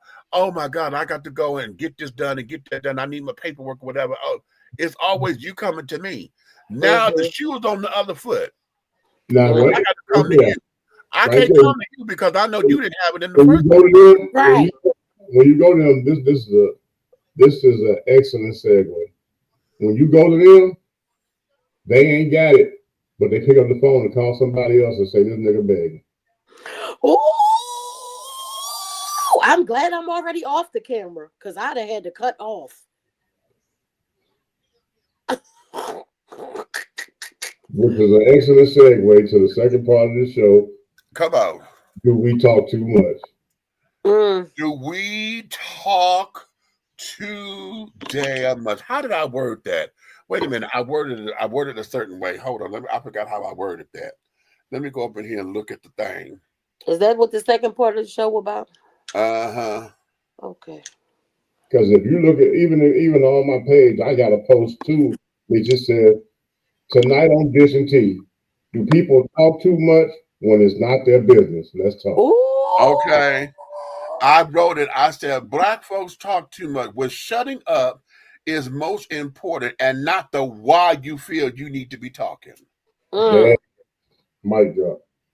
For real. Real hard. Okay. And not the why you feel you need or should be talking. Okay. And okay, let's go there. Let's go there. Now, can I be fully transparent here? Yes. Come on, Scotch tape. You get on my fucking nerves. This here, y'all know when I was in high school, I was a write-in for class gossip, right? And I won. Oh. I wasn't even on the ballot, bitch. They wrote my name in. I was a write-in Like I did candidate. that time when it was against Victor Hill. I wrote my name in. Okay. I did. Having said that, I am one who talks. Okay, talking is a hobby. Y'all will hear me say that all the time. Mhm. Over the years, and I'm claiming 55 already. I'm just claiming this. I'm 55. Me too. Okay. Over my years, I had to learn to hear me talk.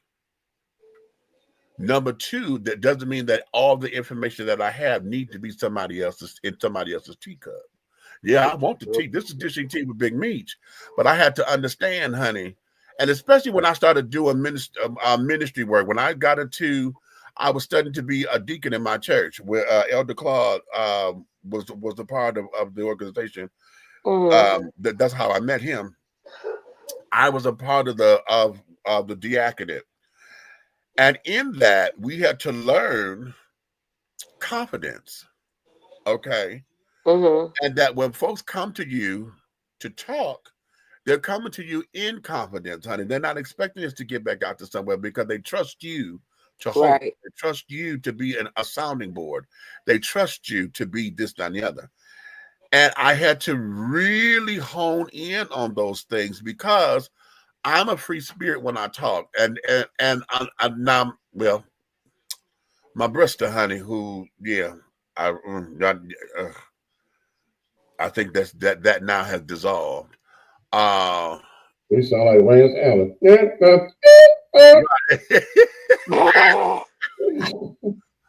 But there was always that disclaimer, bitch, I'm coming to you, better not say nothing. I better not hear this from you. Right. It was one of those kind of conversations. Mm-hmm. And for me, I just felt that information, it was just, we just talking, right? And so I wouldn't try to go out and say, girl, let me tell you. It wasn't one of those. Right. It would just be me talking, and we'll be on the subject, and then it would, and as I'm telling the story or whatever, I'm just talking, okay? And then I've had my moments where I'll be like, ooh, wait a minute. Oh, I think I'm saying too much. Okay. Oh, maybe they weren't supposed to get all that. I think that, I've done that because my spirit will convict me. And in those instances, I would shut, I'd be like, okay, wait a minute. Let me not go there. Or and I've gotten so much to the point now to where I hear it coming, and I'm able to catch it before I say anything. But like, okay, wait a minute, not that. Come on, let me go here instead. I'm able to dirge and carry it on. But girl, sit your ass down. That's why he gave that to me. Oh Lord. I'm not explaining that, child. That was your date. Blue 1, 52. Hey, come on. Right. It was but that was a lesson that I had to learn. And then especially now when I begin, as a mother of a house, because now I'm dealing with all of my kids and carrying on. And then you talking about with the rainbow children, honey, everything becomes shade.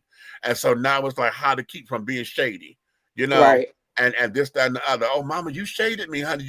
That's, it's a whole bunch of that and carrying on. And then I've always wanted to be somebody who was trustworthy. That there has always been a bond of mine.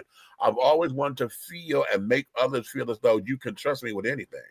Right. Okay. Now, as a human, I've had my shortcomings, but they have been far and few in between. Thank you, Lord.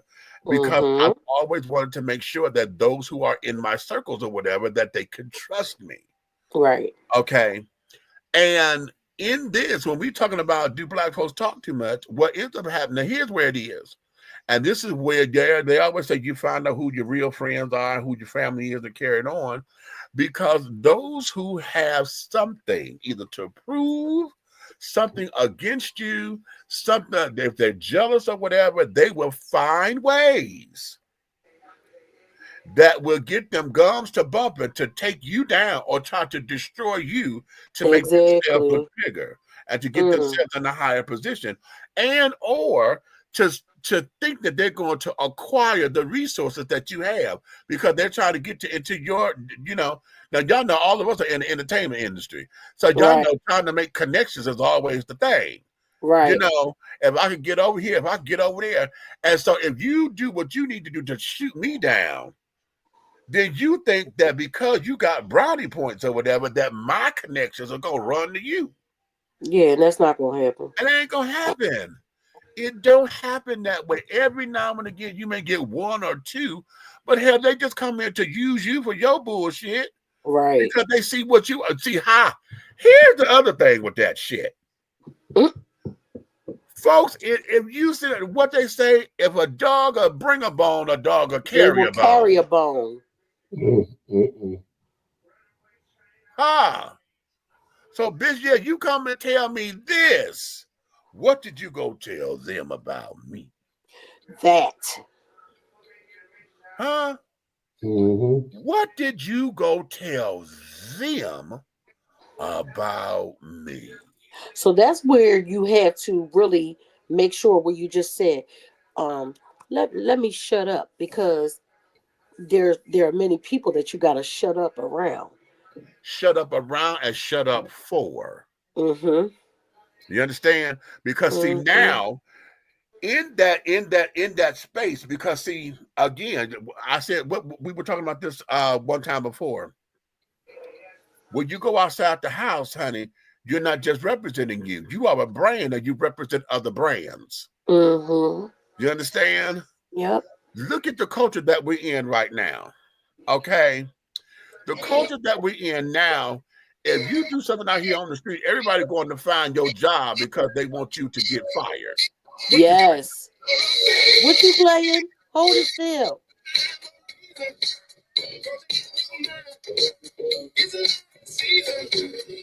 You get on my damn you nerves. know what?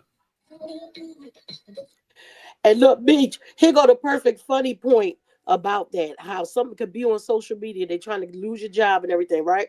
Here's Right, a perfect example, not about losing a job, but something going on social media and staying there. Baja says, we're gonna go do this, open mic, right? right, And I want you to sing this Shaka Khan song. I said, boy, I'm not singing no damn Shaka Khan song. right, He said, why? I said, because first of all, Shaka's notes is hard as hell. right. Second of all, I heard Shaka get on the internet and say, when they asked her how she felt about Mary J. Blige doing her song, and she said she fucked my song up. She sure did. I said, it would just be my damn luck that the one time we go, I swear I'm jamming and somebody get me on camera and I fuck up her shit, and now she all over the internet talking about something. I don't know who this fucking Aunt Nikki is, but she fucked my shit up. Right, Because it's forever. right, right. It's forever. It Because is. this is the world that we're in now. Like you said, everything is representation. Every time I step out the Everything. door, I gotta be a representation of Aunt Nikki or anyone storm. This is Dish and Tea. This is Let's Talk with Aunt Nikki. This is, what is it? We don't got no more Atlanta Hot Radio. What is it now? We are Atlanta Hot. We got Atlanta Hot, we got WTEA radio, and we Yeah, got Night Hot Network. right. And we represent all those things. Yeah. That's probably why I stay in the house most of the time, y'all. Because you know what? I don't feel like getting dressed all the time. And How I don't about feel that? like putting my wig on all the time. How So I about stay that? my ass in the house because I can't go outside looking any kind of way. How about that? Okay, all of that, what you just said, and these are the parts that we don't get. So when we go bumping our gums, honey, everything. This is why, and y'all hear me say this all the time. You cannot embarrass me with me. But Period. let's get to the part where people talk out of turn, but in the midst of them talking out of turn, they affect other people's situations. That's it. Mm, They cause a lot of damage that's probably not recoverable damage. right. Right. Because once it's out there, it's out there. They destroy things that they had no business dealing with in the first place because it's not their business. Right. Right. And then they look you in your face and call you brother. Mm, Also, mm. Or they look you in your face and ask you to help them with things. Or can you tell me how to do this or how to do that? After you done try to destroy my life. But when I'm not looking, you're trying to fish through my circle and destroy me. I got a problem with that. yeah, everybody does. Because, Everybody does. because you're doing it to people. But this is where black people mess up at. Before you go do that to somebody, first you need to study how much stuff do they know about me. Boom, Mm, mm. boom. What if they Because know enough stuff? now, What if they know enough stuff to get your ass locked up? Mm. okay, yes, because now it has you question everything. It has you question everything, particularly with someone who bumping their gums and they were part of your inner circle. Listen, let me listen. Y'all see what Nikki Gilbert is going through Mm. with her case that she just lost her appeal, y'all. Mm. She lost her appeal against she going up against the whole P Valley thing, right? Oh yeah, she did just I saw that. It came across my She Google feed. she lost, but Mhm. she's going to appeal and go to a higher court. Okay. She's going to a higher court that That she she she's fighting I her know fight. I'm crazy. But those type of things only get won in the higher courts. They're not Right. going to get. And Yeah. right. And so, but the whole thing of it is I brought her up. Where was I going? Shit. Oh, I got it. A lot of that, with what she was dealing with, honey, it goes back and some things can be tracked down to folks who were working with her at one particular point, Mm-hmm. who end up doing X, Y, and Z and did some crazy shit and this, that, and the other, Yeah, that got some stuff started and this and going on and going on, and then it became a whole to do. right. But see, people got to be careful. When let me tell you something. When there's been a dissolution of your circle, where it went from hundreds to 6, Uh-huh. what makes you think nobody's going to be able to figure out who shot John? Mm. Right. What makes you think talking behind one of the 6 people back that the information that you come with, Right. nobody figure out where it came from? Hello. It's going to be easy because if you're the only, I need you, Niche. If you're the only, Motherfucker. there's Oh, only I just saw the point. My bad. if you're on the team that knows the business, and you're the only Motherfucker. Motherfucker. that had negative response to the business, then Motherfucker. Motherfucker. why you think can't nobody figure out where the gossip come from? Oop. And then and then to add insult to injury, want to insult your motherfucking intelligence and look dumbfounded and say whatever. Like did you ain't you did shit. Like it wasn't you. Yeah, and then you know and the that Miss Jordan call you and ask you a favor. that drives me absolutely bonkers. Do not insult my intelligence. And people do it with their whole chest though. Ooh, and 10 toes down, waist Yes, deep, baby. Dug in the dirt. They might as well be dug grounded. in, honey. They They done took grounded. root. They done rooted in that shit. People who are confrontational that want to explode stuff, if you bring it to that person, they'll try to jump to a defense and find right in their movement. And their movement. Absolutely. They always Always. gonna find something to be Right. able to justify. There's no Bullshit. justification in that. Right. Right. I put up a post last All three of night. us, all three of us have been through something tragic and major in our connectivity. Right. Yeah. I have never carried it nowhere else but between the three of us. Mm. Right. Right. Right. Never. Ever. Right. Because let me tell you something. Can't nobody come to me and tell me about Big Meech. And can't nobody come to me and tell me, I'm gonna call you this thing because that's what you got it on the screen. But Okay. and tell Right. me about Okay. him. You can't tell me shit about my brothers. Period.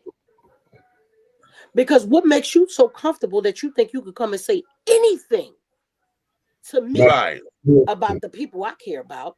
I want you to And know on up top front. of Don't it, even come to me And with on, no bullshit. and on top of it, this situation has happened for real, and the people they went to joined their opinion because joined their story, and their story probably had a bunch of hot sauce and ketchup added to it. Ooh, pal, who you telling? of course. But here's the thing. You felt comfortable enough to come to me like you know me like that. Yeah. And all you gonna get is your ass cussed out. Real Like bad. you know me like that and expected whatever. You know what I'm saying? You Mhm. felt comfortable enough to come to me, okay, to feel as though you could dish tea about those who are in the circle, and then think that Mhm. nothing's going to come from it. Okay, my thing is, if it's like that, and so, why did you go to them to have this discussion? And that's it. Because one thing for certain, two things for sure, baby. If I said it about you, I already said it to I you. done either already I said it to you, already or I'm said not it to scared to you. say it to you. Exactly. Right? Okay, and then shit like that when it's serious, I'm coming to you first. Mm-hmm. How many times have we said this here on there when we recap our scores? But I ain't saying nothing. I ain't said to her already. Exactly. Okay. Right. And I first of told a all, coworker that one day. One of first, my cousins works with us, Uh-huh. Mhm. and we all can step up and down into being supervisors, right?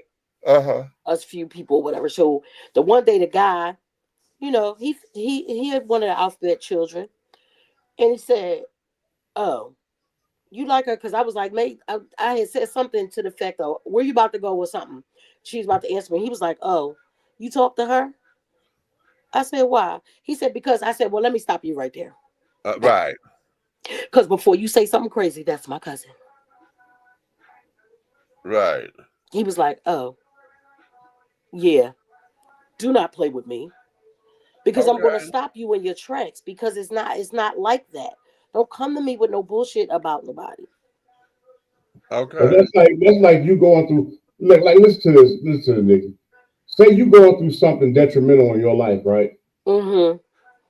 And you confide in me, right? Right. Right. I find out about it because of other people that you're going through it with, right? Mm-hmm.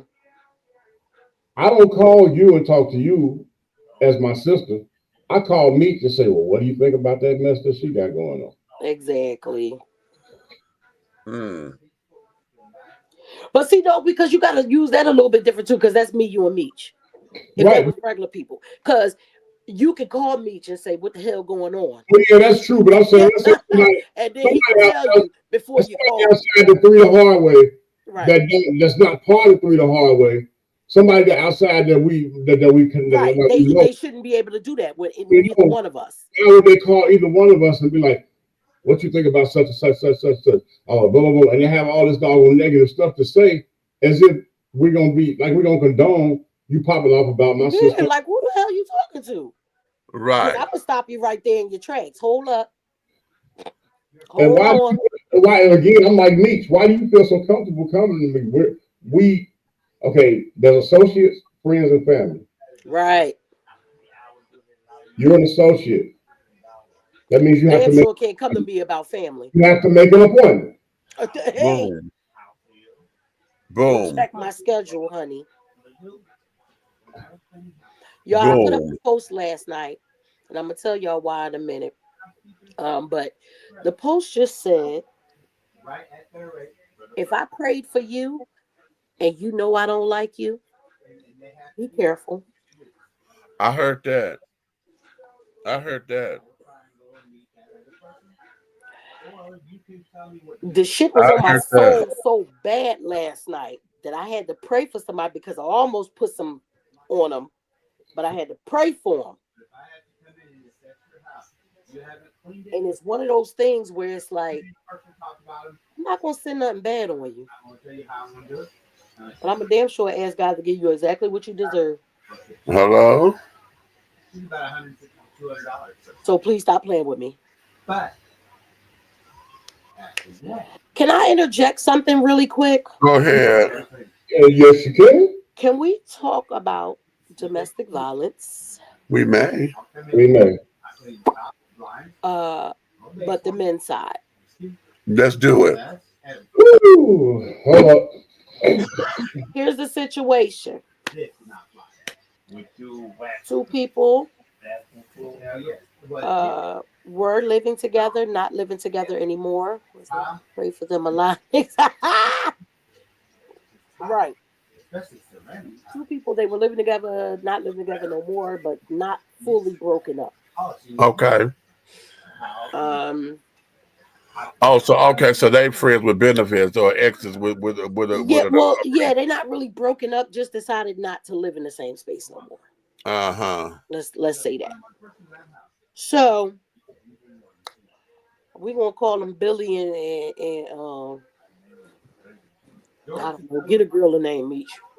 Billy and Betty, come on. Billy and Betty. Okay. There we go. Okay. So Betty has a child that Billy has helped raise. Okay. Billy is just getting back into his child's life the last couple years. Y'all know Okay. who Billy is now, right? Uh-huh. Okay. So Betty is upset anytime Billy goes to do anything with his child without Betty being a part of it. Oh, really? Okay. So Betty is always upset because Betty think Billy gonna mess around with the With mom, that, with the with the baby baby mom. mama, right?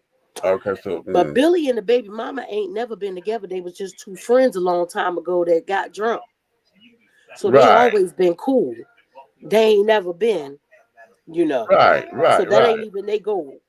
Right now, the goal is to make sure that child, because Billy has missed such a big chunk of that child's life, y'all remember, um, that's the goal, right? Uh-huh. Make sure the child is fine. So Betty comes over, she's at Billy's, reads the text message because Billy's child was having a birthday Okay. today. Uh-huh. Um, and all the child wanted was because the child's 17. Okay. The child only asked for Billy and her mama and her boyfriend and her mama and daddy and his mama and daddy Uh-huh. to have dinner together, to go out Okay. to celebrate the birthday. Right. So a family affair. A family affair, right? A blended dinner. Yeah, just a blended dinner so both parents can meet the parents of the boyfriend and the Oh, the girlfriend. boyfriend, right. Uh-huh. Right? Because I've met the boyfriend before Okay. last year on the birthday, right? Right. So um Billy has never given a yes or no to this question yet. But because Betty saw it in the phone, Betty flipped completely the fuck out, tore up Billy's house, fucked his face up. So much so to where Billy's mama got in the car and said, "What the fuck happened to your face?" Right. Now, mind you, Billy done called the police. Uh-huh. Police come the first time, he get a report, blah, blah, blah, blah, blah. Second time police come back, Betty done went and got a PFA on Billy, but Billy ain't Bullshit. never put his hands on her. Now, a home that she no longer lives in, but the address is on her ID.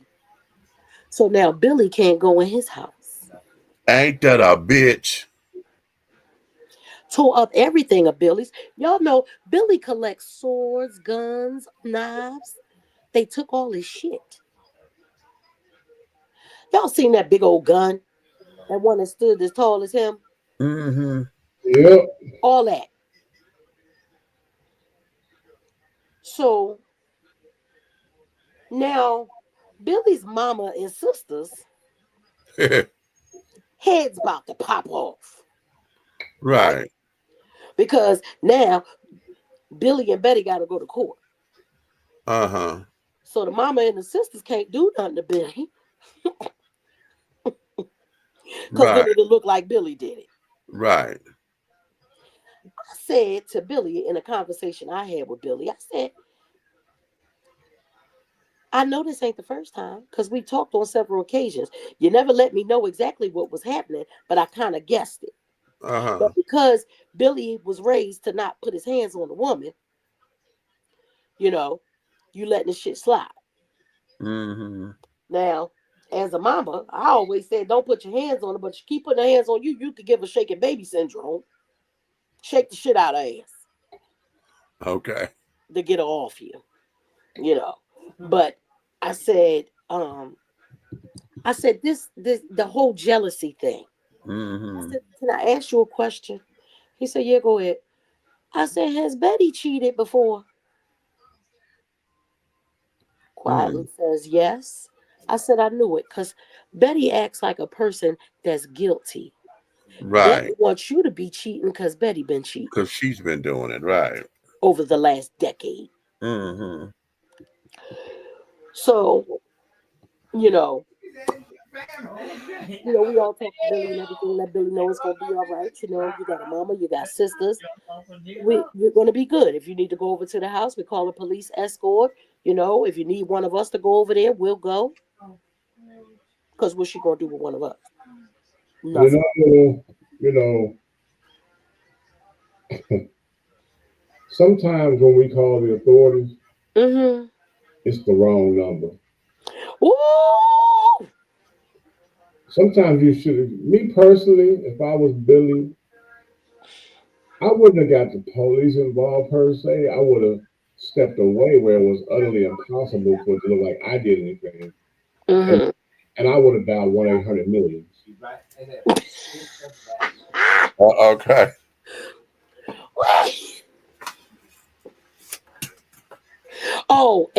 I forgot the part of the story where Betty's son was in the area. So Billy, once she started flipping out, beating on Billy, destroying everything, like all the TVs, all the tech shit, all the everything. So Billy had to say, go outside, go outside. But Billy also explained that that ain't the first time that the child had to see Betty acting crazy like that. And the last time she did it, he was actually standing right behind Billy and almost got hit.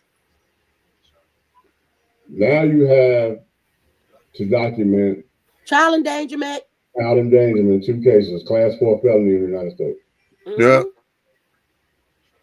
Oh, did I say that out loud? I'm sorry. Oh yeah, it's okay. It's okay.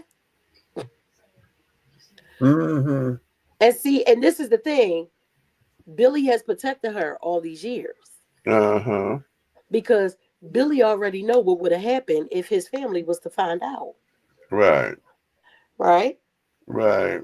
So Billy had to get told, okay, you don't get to hide this anymore. That's it. She ain't no longer welcome. Right. It's on site. Right. Okay. Right. Well, So the moral of the story is hmm, We ain't had one of them in a minute. We ain't had one of them in a minute. sometimes you can't swing as a couple. mm. You got to swing as a single. Ooh. Okay. Hey. Well, Hey. you know what? My prayers and my heart and love go out to Billy Boy. Thank Uh, you. I'll pass it on. But uh, what do you guys think? Because when it's reversed, Mm-hmm. yeah, the exactly. men, it's Mm, like you get this thing of embarrassment. Well, okay, okay. See, here You we don't go. want to let nobody know, but you Mm-hmm. don't, but nobody ever sees the reason why you don't do anything back is because you were taught don't put your hands on a woman. and So, here is masculinity and pride is arising through this conversation. And mhm, there we go. exactly, because you're trying to be the man you thought you wanted. That's on her, but see, but on his part, see, being raised one way, but then had to deal with the consequences because now this is all about what kind of man are you? Because he did it because you ain't got your woman in check, all this old bullshit Yeah, that's the flack that they get. that So, that comes back behind it. And then with the culture that we live in and the climate of a woman can do whatever she wants to a man, and then he the one who get the case. That there is now he got a law on his side right now because they had to come out there already. right. And he Okay, has the they came paperwork, out and the police know there. Yeah. that it was him and his things that were torn up. Okay. And So he was the because of one. that, Did they document it? Yeah. Did the police report reflects that? Yeah, because I asked him, I said, is all of that in the police report? He said yes. So This, I'm not, because what Meech's saying is I fought a case, so I can talk about it now. It's been that Yeah. long. But I fought a case 3.5 years, and I never lay a hand on nobody. They actually attacked me and threw the entire Right. house at me. right. And I was actually the one that was in full sprint, didn't run it. Yeah. The door, and then by the time I called back trying to check on calm down, and it was all based on me taking accountability for my child, and they was upset because I didn't include them in that. But it Right. was Right. two adults make a decision, and a child is bought for. We no longer need to worry about one another. We need to worry about the responsibility of co-parents. Exactly. Exactly. So that was a situation where I literally had like whole Pepsi cans thrown at me, and those Dollar General candle holders, the big round ones, thrown at the back of my head. Mm. And all that glass, I still got the main mark right here that I covered up with tattoo from a glass sticking in my arm, trying to unlock the door running. Child, listen. But they I'm called and trying said, to tell you. I tore up the house and jumped on them. And then they guess what they did? Hmm. Everywhere that I ever threw a party at, they came 10, 20 deep at each club trying to find me during club hours. I mean, just looking for me and I ain't laid a finger on nobody. And that's the craziness. The laws are not written equally when it comes to things like that. It's always whatever she said. Yeah, but Right. One more thing to not protect our black men. Well, here's the thing. See, and then we don't protect each other. Can I put that out there? Yeah, go Because ahead. Break it let me down. put that out here. Because we don't protect each other because we have not gotten together to form any kind of coalition about men who suffer spousal abuse. I'm only talking men. And I'm talking heterosexually because see the whole idea with the gay children, honey, that's a whole separate issue. I was Okay, gonna say one day we're gonna talk about that too, because they get violent. that's a whole separate issue, and then there are no laws to protect that because yeah, it's still not the You play too damn much. We can't never have a damn serious conversation. This fool get on my nerves. They windmilling everywhere. Hair flying, windmilling. No, that's at the bars, honey. When we got couples fighting, no, y'all no. When they're couples, it's hard to believe that they're couples. Mm.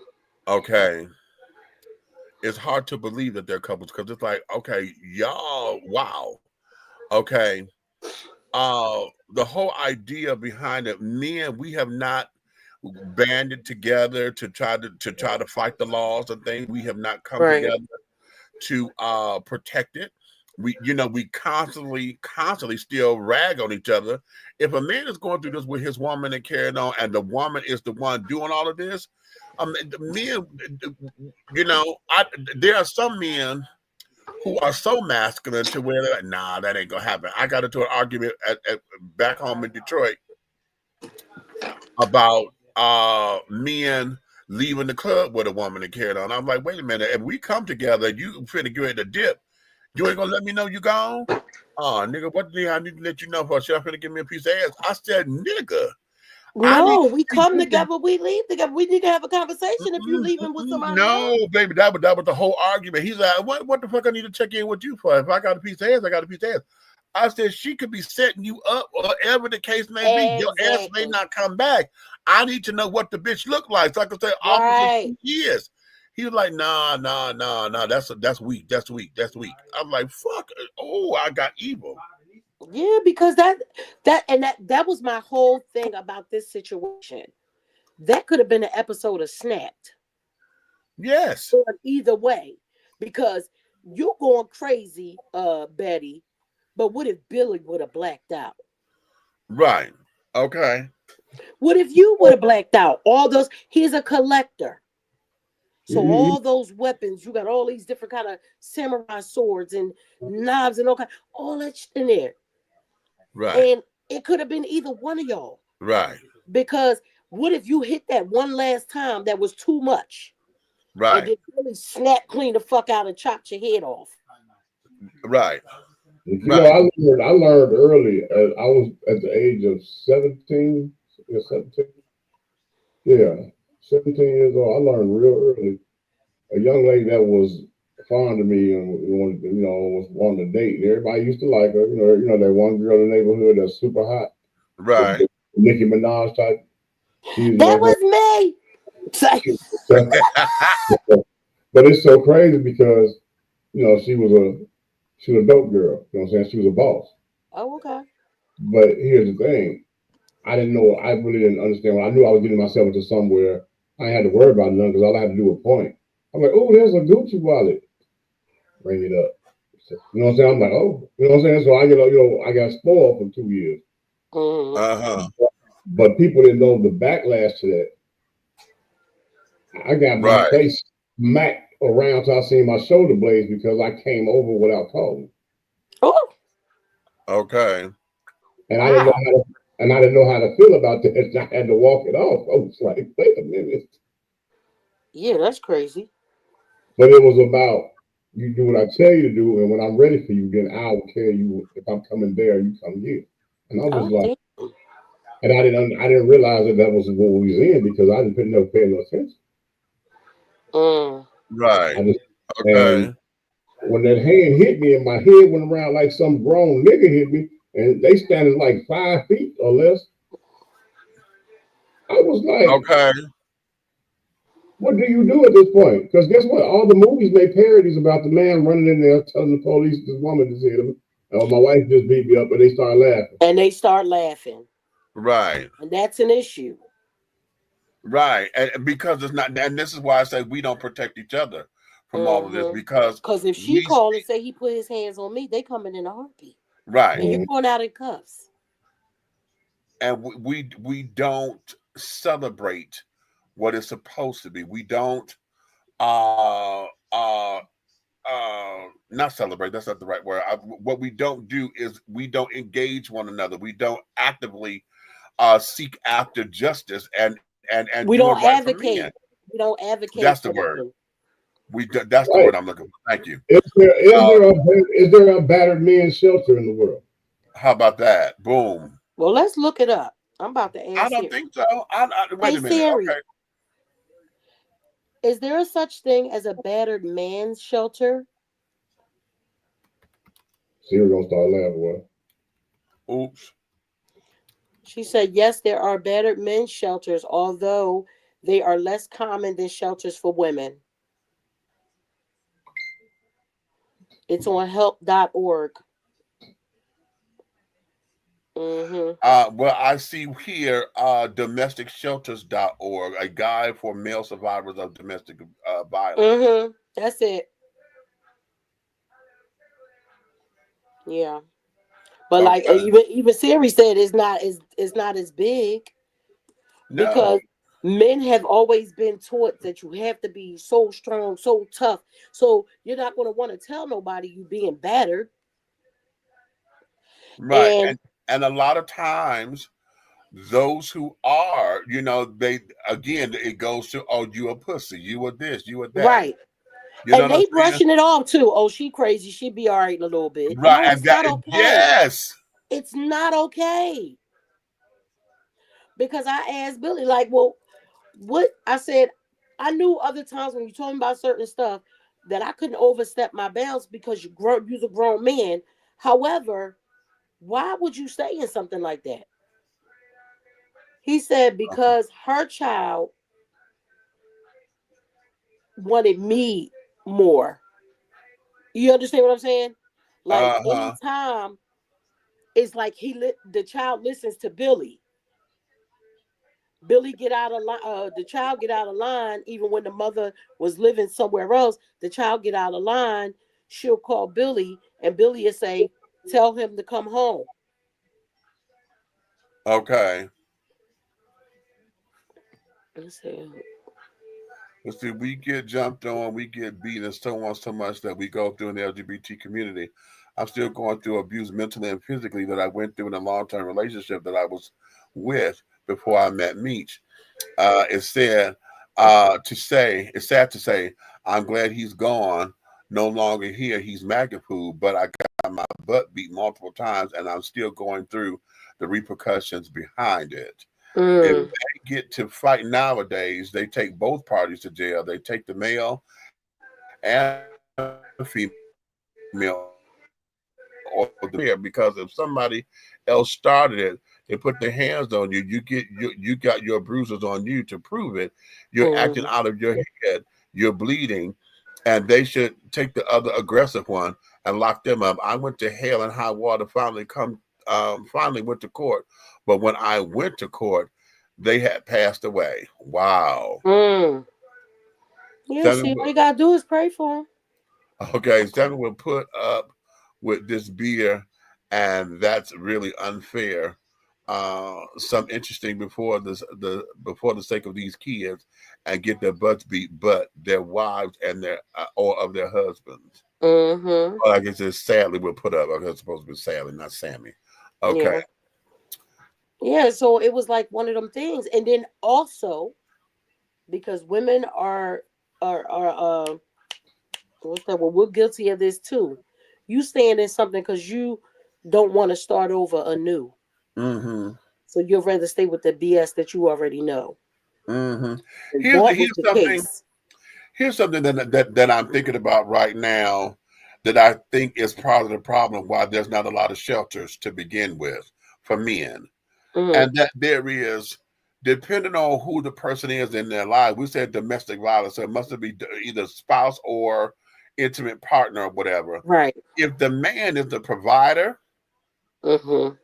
okay, and he taking care of all the bills and this, that, and other, him Mm-hmm. moving and leaving or whatever ends up Mm-hmm. destroying it. So it becomes that whole dynamic of, okay, she know where I work and blah blah blah blah blah. She Right. can stop this, she can stop that. If it becomes child support, it becomes all of that. Mm-hmm. So him leaving the situation, trying to go to a shelter of sort to get out of it because he don't know how or whatever the case may be, because it's not that Right. simple. It's not as simple as, okay, I'll just pack up and go get another apartment or whatever. We got Mm-hmm. financial obligations here. Okay, for Right. instance, I own the house. Or Right. how do we, or whatever that is. There's a financial fiduciary responsibility there that comes with Mm-hmm. all of this, and why it is difficult for a man to sit up there and say, yes, I'm somebody who's abused. Right. You know what I'm saying? Because Yeah. again, with society being what it is, if I'm the breadwinner and this is how we set the house up, no, society says that the man is supposed to do X, Y, and Z. So society don't Mm-hmm. look at that way. The law is going to see that as the husband, Right. you know, Well, I know somebody who's been. I don't. I almost want to say I ain't seen it, but I almost want to say when nobody's looking, it's probably physical. But I know a gentleman that has a wife, and she is one of them that will take the streets without discussing, without, you know what I'm saying, just jump up and get ready to go boom. And the husband will be like, what are you on? Oh, I'm going to go out with the girls, this, that. You got the babies, they're yours, boom. And be gone and then come back next morning. Next morning. Yeah, come back when the sun You up. did say wife, didn't you? Yes. mm-hmm. Come and we'll do it repeatedly and try to go on like little trips, like somebody go on a day trip or whatever. Like, oh, I'm gonna go with y'all. I want to kick it and go to that event too. You know what I'm saying? Boom. And it's like automatically you make plans to hit the streets. And when that person, your husband say something, you check this nigga and be like, get your kids. Oh That's wow. that's mental abuse. That is mental abuse, and that's not a mutual relationship. Right, right. But Because to I'm you, gonna check in with you just like I expect you to check in with me. Right. but but he's such a passive. You know, he's such a passive. You know, like he's a non-confrontational passive guy. You know, what I'm saying he loves his kids all nine That's yards. abuse. That's But absolute abuse. but you know what? Psychological abuse. But you know what, nigga? I'm gonna tell you something. If you go to the store shopping for something that you want to doggone nurture yourself with for life, Mm-hmm. don't buy that Starship. Don't buy what? Don't buy that Starship. Stupid. Oh God, I'm Father, not looking at you. I'm Father, just we saying. this. I'm just saying. Don't go to Starship, which is the Dollar General. Don't go to Pinups. That's Kroger. That's Kroger. You know what I'm saying? Don't go to King of Diamonds. That's Publix. You Oh know, wow. don't shop at those places if you don't want your issue. Listen, some of these things, I think way back to what did we have this a long time ago, Mitch? I think some people just need to have companionship and not relationships. Well, you know what? A lot of folks, that's what they end up having. But a lot of Right, but people they are need not to set the honest with ground that. rules and know that's what you Yeah, having. and that's exactly true. A lot of folks have companionship versus relationship, but they don't know that word. And then we get all misconstrued with everything because we supposed to think that because I'm in relationship, it's supposed to automatically go to the next level. So now, if you trying to want to be Beyonce, if you like it, then you should have put a ring on it. Bullshit. Mm. Okay. Then you get caught up into something you ain't got no business being caught up in because you have been led by the other head and not the one that got the brain in it. But Mm. Okay. what if you're dating? Let's use the words of our era. The courtship of the level of the situation, the beginning. Uh-huh. They still got a courtship because I'm looking for one. Well, I'm that dude. I still believe in You courting, know what courtship, a but lot of folks don't understand what courtship They is. don't understand what it is. no, Because you really, it's a time to really get to know each other. Ask the hard questions. if you She ask Naomi, I courted her. okay. You She, know, I believe that. she didn't know what it was. Her mom said it. Her mom was amazed at the way I walked and the way I did the things, the steps that I took. You know, Right. right. she was like, "Yo, he's courting you. That's a whole. You don't know what that is. You're not used to that." Mm-hmm. Exactly. So, You know, but what I'm trying to say is when you do stuff at the beginning, the foundation that you pour, Mm-hmm. right. you're gonna that everything that you do from that level, from level A, B, C, and D, is gonna predict the future. Right. Right. Because sometimes you can do things in the midst of growing in a relationship that Mm-hmm. both of you all may have to go get some help for in order to elevate to the next level To because the next level. Right. Right. Right. Because you should always be growing. because You should y'all was doing, always be but coming. when you're doing too much, everybody don't capacitate the mental of what you're doing the same. You know what I'm Oh, saying? So, true. when you're doing too much as a couple, and then you try to doggone suppress that lifestyle and go into a Exactly. and then Exactly. you still have habits within your spirits and in your crawl. You know what I'm saying? So these Mm-hmm. things affect your personality. These things affect your doggone your wandering eyes. Right. Yeah. These things because guess what? There was a time in your relationship where think about this: a couple walking through the mall, right? Mm-hmm. They're out, husband and wife. Right. They're walking through the mall, arm in arm, shopping and whatever, and then bam, this bad Coke bottle come by, 32, 24, 32. Boom, hair done, boom, boom, Uh-huh. boom. And both of them look at each other and go, damn, they high five each other like, woo, you see that? And that's what I was about to say. I said I was the one that would spot the girls first because I know what you're gonna like. I know But what you're gonna the look at. So problem you ain't with gotta that, pretend with me. but the problem with that is when you try to remove yourself from that style of life when Yeah. it was okay for you to be also in a club area or a social area and that significant other go get that person, Oh, bring it to you. yeah, I ain't about that life. I know you ain't about that. Okay. Like, I know I know my sister when it comes to that, but I'm saying at the end of the day, when you partake in those things and you play in those games, and then Yeah. you decide to doggone stop, Yeah. you have not removed those spirits and those desires and stuff from yourself. Don't fool yourself thinking I'm not doing that no more. No, nigga, it's still in your mental. Right. It's still in your spirit. You know what I'm saying? You have to detox from that. Yeah. Meaning, as a couple, you should get therapy if you're Yep. deciding as a couple to graduate to a level of monogamy instead of Right. Right. Right. polygamy. Right. Okay. So and I tell people that all the time. And my mind is so. I know Meech has been listening to me like, yo, this dude on fire, but my mind is so wide open right now. Mm-hmm. And I'm not only seeing stuff in the world and everything, I'm seeing the mistakes that I have made and the decisions that I have made and where they came from and things that I have suppressed, the suppressions of my life that I tried to hide deep within. And now that everything is clear and all my shoulders, my mind and my eyes, I'm so wide open right now. You can't destroy me anymore. You have nothing. You have no more power over me. Right. So you released Okay. it all so you could start anew. So at the end of the day, I tell people all the time, don't come from all the mess that you want to pretend like you despise because you was there too. Don't have an, don't Come have on. right. Don't have an opinion now. You know what I'm saying? And that be the problem that I be having with a lot of the preachers. Do y'all remember the green machine? Of What course. the toy like the big wheel brewing machine? Yeah, you remember Yeah. that? Yeah. Okay. Don't be a person, a spiritual person standing up there talking about what's terrible, what's terrible, what's terrible in your life. When at one time you wasn't just riding the big wheel and pulling up the one stick. You was riding the green machine too, baby. Right. Right. Swinging Right. around and doing donuts. Yeah, Right. you was riding the green machine too, baby. I had pop wheels.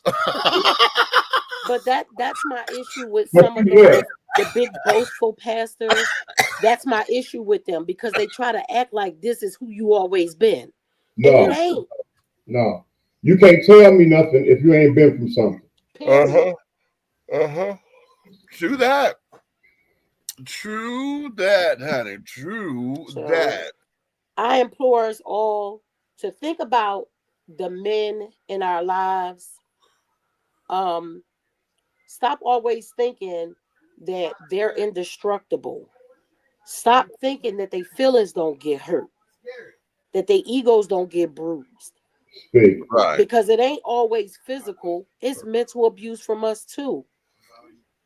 And I said this so many times, ladies, at the end of the day, you can't go around here with all this masculine energy and trying to be the man. And That you then won't. the man that you want, you trying to be that man instead of trying to find that man. If you try Mhm. to be a man, then say you're transgender, baby, and go ahead and transition. And that's fine. But don't belittle a man. Right now, we know that Black American women, we out educate the men. A lot of times we make more money than them unless they in the street. And then, you know, like because these younger kids don't realize what happened to break down these black homes, how they got the black men out the house. You don't realize what happened to breakdowns in families. So Exactly. you're coming in the door, and instead of giving encouragement, you bullshitting, cussing, acting, fussing, doing this, and then you're trying to wonder why he went out the door to do something else because you knew what you signed up for when you got him. Oh, I Uh-huh. saw the potential. Okay, well, bitch, you should have waited until the potential paid off because you ain't ready to go through the potential stage. And when you're not ready for it, don't do it. Because then you got the other thing. Oh, why the black men going over to the white women? Bitch, because they not cussing them out every damn day. They not making them feel like he less than. You Some know shit we why? gotta take accountability Tuna, for. a tuna fish sandwich ain't a task. A Okay? four in the morning, doggone turn over and take care of me ain't a task. Listen, Okay? That's why that they go over there. Do would I go over there? No, I'm allergic. I'm sorry, but okay. But yeah, it's those simple things, and it's like we're upset, our lives is messed up, their lives is messed up, but we taking it out on the wrong people. Breathing too much blood. Us as women, as black women, you taking your frustrations, baby girl, out on the wrong one. Now, if mm, he ain't the right one for you, then go ahead and walk away from that. But you ain't got to belittle him.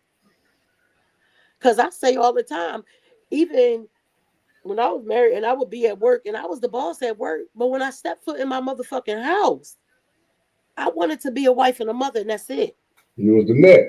Hold on for a minute. Y'all continue to talk. I got to mute my microphone for a second because I can't let this pass.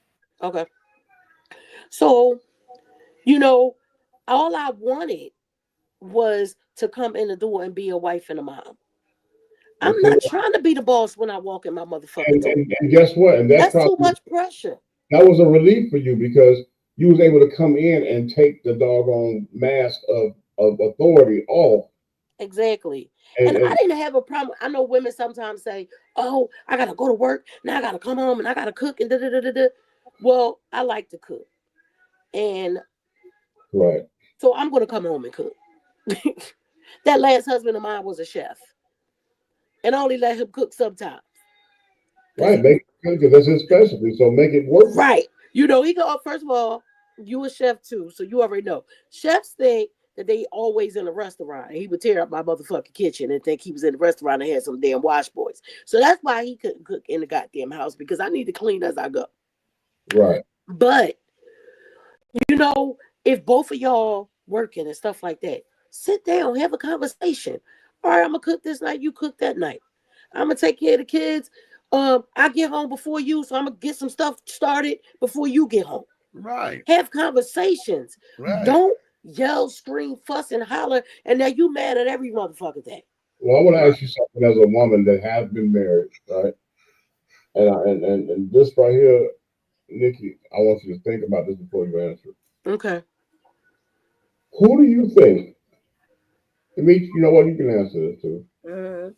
Who do you think appreciates the significant other taking care of them, making sure they get their education, they grow up and go through school, while the other one's the breadwinner taking care of everything? Mhm. So they also can become a team and take on the world. Who do you think appreciates that more, a man or a woman? That's a hard one. I'm gonna tell you why it's hard. It's difficult because we don't know the intention behind it. Because I can say a man appreciated more, but if he doesn't appreciate her, see what is listen, we got too many movie references to carry on, and of course, Waiting to Exhale just came to me. Because a woman has been trained to put the man before her. Right. Okay, to be a housewife and this, that, and the other. She Not has all been of it. trained. Not all of it. I know. We mean the back in the day. Okay, they have been okay. Societal definition of all that. Okay, Yeah. so for her to sit down and put her dreams on deferment to make sure he get to school and this, that, and the other, blah blah blah blah blah, to make sure he eat the bread whenever, we got white women. What was it? True Beverly Hills. We say I coupon clipped my way to make sure we could eat so that you could get yourself through school and blah, blah, blah, blah, blah. So you can become the muffler man. Okay. Right. And now that's a comedy. That's But okay. But we have so many references to where this is what is expected of a woman is to care for her man in that regard. Women on the other end, it's there. But all of the references to a man standing behind his woman have been either they have been already affluent, okay, and got a little bit of money, or we got the opposite. We got the burn the bed can on every time a woman's supposed hell, even on good times. When Florida went back to school, James didn't want her to go back to school. He didn't want her to go back to school. The ratio, let me tell you, the ratio of men leaving women and women leaving men after they got their education and they secured a career, the women are always the ones that'll bounce on you first.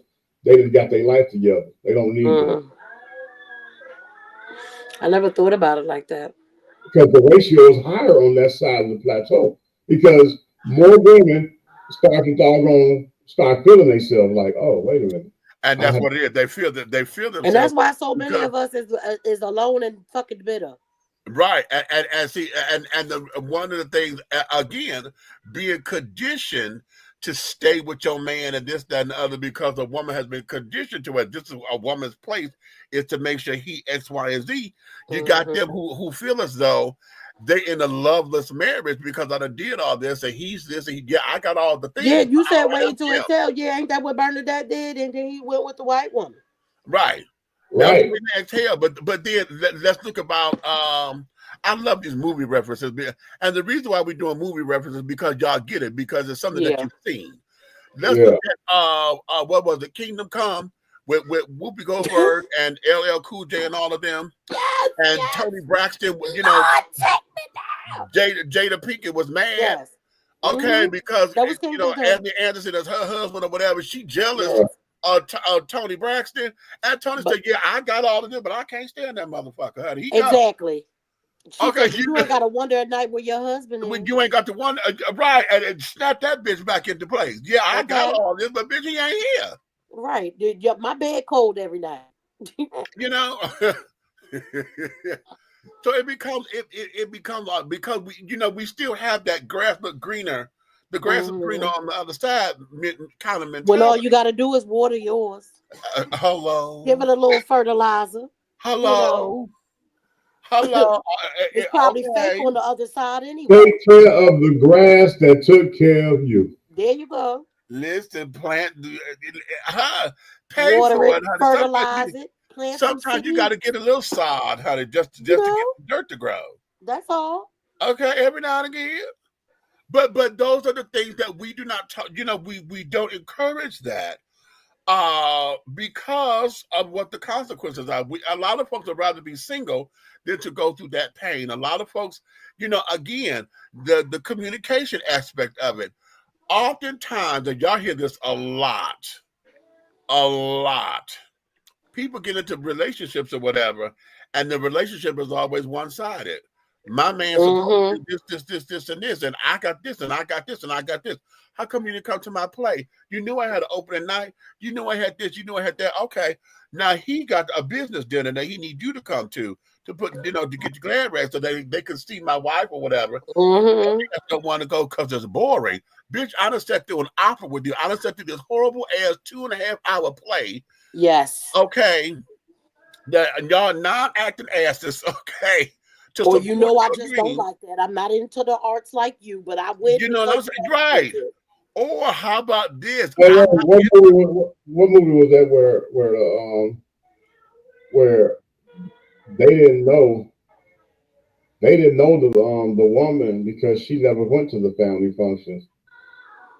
It was a black movie. She never went to the family functions, but he knew her whole family because he go, his family. Yeah. Oh shit. What was that? His family was looking crazy at him because he's so uppity now, but he really wasn't uppity. She just never wanted to go. Right. Oh. Right. I can't think of. Oh yeah. But that's some real stuff because I done seen people domestically get into it because their family is shunning them for never coming to nothing. The reason he don't come to nothing because he embarrassed on showing up by himself and knowing. Right.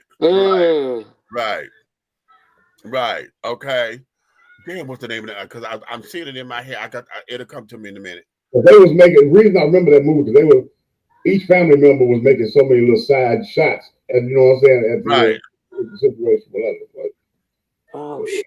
I don't remember what that was. Yeah, but those are some of the things that we have to and we have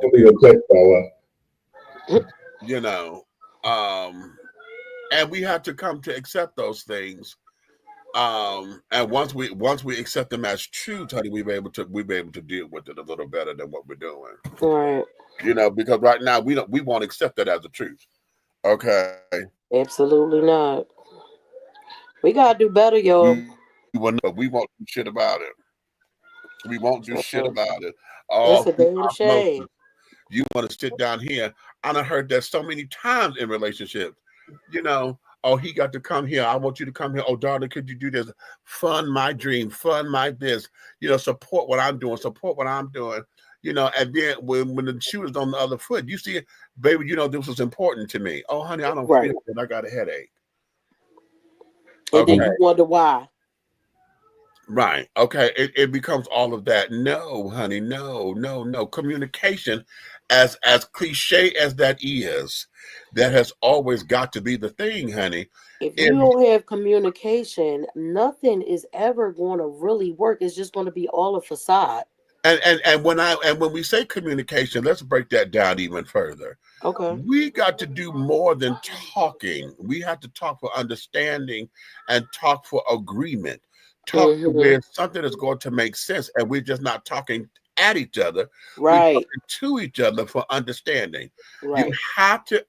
you have to get to where we're on the same playing field. If I know that you don't like going to musicals, Right. okay, I am not going to force you to go and take me to go see the Alvin Ailey dancers or whatever. I just said that I wanted to go again. Okay, they coming next month, Okay, let me um, know. the 12th through the 16th.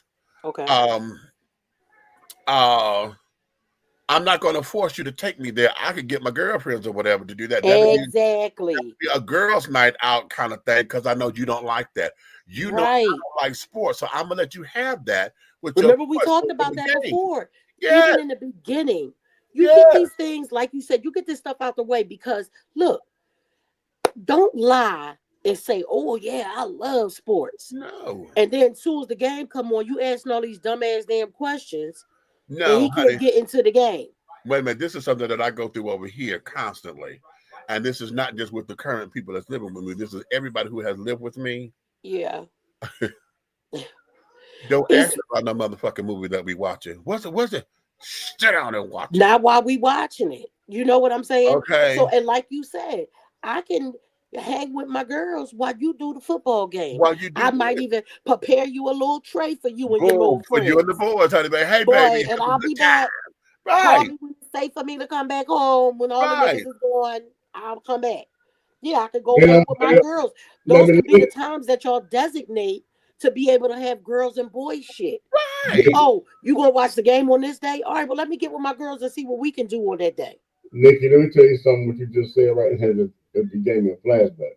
Okay, and I think that's why I was one of the, one of my downfalls or situations with relationships. I dated years ago. I dated a Filipino girl. Uh-huh. She kind of was black looking. She kind of like Ice T first wife. Uh-huh. Uh-huh. So here's the problem I had. A woman that beautiful, that fine, Mm-hmm. was automatic with those things you just said. Like if I'm going to watch the game with my fellas and I tell her and they come over, Right. she literally I never say nothing else but the fellas coming by. We're gonna watch the game here tonight. That's it. Next thing you know, it's trays and drinks Exactly. and then she gets the hell on and she don't either she leave or she goes upstairs in the room and say, "Let me know if you need anything else." Because what's understood don't have to be explained. Better have And it's right because she does not be in their face. It's like, hello, how are you? Hello, how are you? Hello, how are you? Hello, how are you? Trays, trays, trays, drinks, the pitcher where you pour your own drink. Do Mm-hmm. right. the only person she catered to is when she put the stuff out, she'll fix me a little plate, set it right by me. That's it. Mm-hmm. What's yours is yours. Right. And what's crazy was coming from that, I come home from work. My clothes are laid out. If I already said earlier that I'm going somewhere, going out, clothes are laid out. I think for that whole 6.5, 7 months I was with her, I don't even remember lifting a wash rag. It was like step in and step out. Okay. The You real know, is But see, clean. that's the things. People need to know what's expected in the relationships or companionships or whatever the hell you got, situationships. and You need to that's have an what we open don't. communication of what each other wants and expects. Because when you have that, you don't have so much strife and, you know, you don't have the motherfucker yelling at you like, I'm trying to watch the game. Right. Because you already know, motherfucker, you don't know nothing about this game, so go ahead. Right. But a lot of that again, when we say in that communication, we have to be honest. And it's Yeah. honest communication. You can't Yep. sit up here and say what you think I want to hear because you try to keep a relationship. Exactly. You know what your deal breakers are, okay? And you know this. Y'all heard me say this a lot of times, honey. Your flaws got to be compatible too. Right.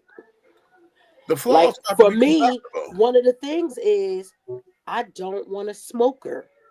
And right? what's funny is I don't give a shit if they smoke weed. I don't know why that doesn't bother me. But if you smoke cigarettes and shit like that, I Right, don't, I don't like that. It I don't right. want stinks. to smell like that shit all the time. It smells. It does, and it doesn't smell good. No, And that's just one of my things. You can't be no alcoholic neither. no. I And drink for me, occasionally. What do you If mean? If I have 1, 2, 3, 4, 5 drinks or But something, no. I'm For saying, me, I'm not saying you can't drink. What I'm saying is I have that 6. can't be your everyday device. right, I can have So something. unless if you one of them sophisticated motherfuckers and you just want to have a glass of red wine while we having dinner, I right. have a problem with that. That's good for your heart. But I don't want no drunk. It's the Right. cocktail stories. You know, you, Are you it is certain cocktail things. or the cocktail? Cocktails over cocktails. Okay. It's just certain things. And I know as I've matured, I ain't even gonna worry about getting older. As I've matured, I know, mother, I'm just gonna tell you right from the beginning, this ain't gonna work. This ain't gonna work. This ain't gonna work. Right. This ain't gonna work. Okay. Exactly. And we have to be honest with that up front. We have Mm-hmm. to be honest with that up front because I was alone when I met you, honey. At least I Ooh, was single. I don't have to sit down here and go through jumping through hoops, trying to right. keep somebody because I'm at the stage. I'm 55, honey. At this particular stage Mm-hmm. of the game, honey, if you ain't coming correct, honey, listen, we gonna fucking that's it. If this is it, we just gonna call it that. We Exactly. we Say have to, that, and and I that's have to what it is. put you up where you belong. Honey, either we friends with benefits, playmates, or whatever. There's different degrees. Right. Okay, and that's just gonna be that. Right. And let's just get that on out the way so we know what it is. Don't play with me. I won't play I with won't you. play with you, and that's being respectful, honey. If you don't play That's with it. me, I won't play with you like that, child, because it doesn't require that. Right. But a lot of us don't want to be honest with it because of the fear of going back to age old rejection, going back to Right. age old I don't want to be alone, going back to age old I don't want egg on my face. Mm-hmm. I don't want to waste my time or whatever. Well, honey, I got news for you. Okay, you're investing it so that this is all a learning. You're never wasting Right. time. This is all a learning lesson, honey. You have to sit back and be like, okay, you know what? Oh, here we go. Let me leave that Right. alone, and I won't do that anymore because this just pissed me off. And all right, cool. And then we're able to move on. Older I get, This little boy, I don't know what it is about these young boys, but they learn feel what I like they can don't like, approach which me. leads me to what I do. The Okay. little boy, the first thing he asked me, when can I come and see you? Mm, You I see said, now? I said, sir, I don't let strangers into my safe space. I right. said, yeah. When I tell y'all, I immediately blocked him after that. Because let Of me explain course. something to you. Honey, you didn't say when can I take you out? Right. What do you like to do? Right. Anything. When can I come see you? So therefore you thought I was somebody's sugar mama, cougar, bobcat, uh, tiger, something. Not Baby, the I'm not buying Bobcat you no girl. You listen, ain't gonna I'm not know, buying you no bitch. We ain't gonna. motherfucking PlayStation. I Uh. said, Wait, we gonna pause. Real? No, we Real? we I ain't letting did say Bobcat bobcat. go. We ain't It's letting in one of my Bobcat posts. Y'all go. gotta see it. It's up there. That girl said Bobcat girl. Now I done took that to a whole different realm, honey. Listen, Not the Bobcats. listen. I'm Oh, I'm not no stealing that. puma, cougar, tiger, bobcat. Boy, I'm not buying you no PlayStation. Get the hell out of here. I heard that. And it's always them ones. It's always the young ones that say, age ain't nothing. Age don't mean nothing. Yes, it do, bitch. When you only look 32 and my son just turned 38. If you don't get your dumb ass out of here. I heard that. Okay. I heard that.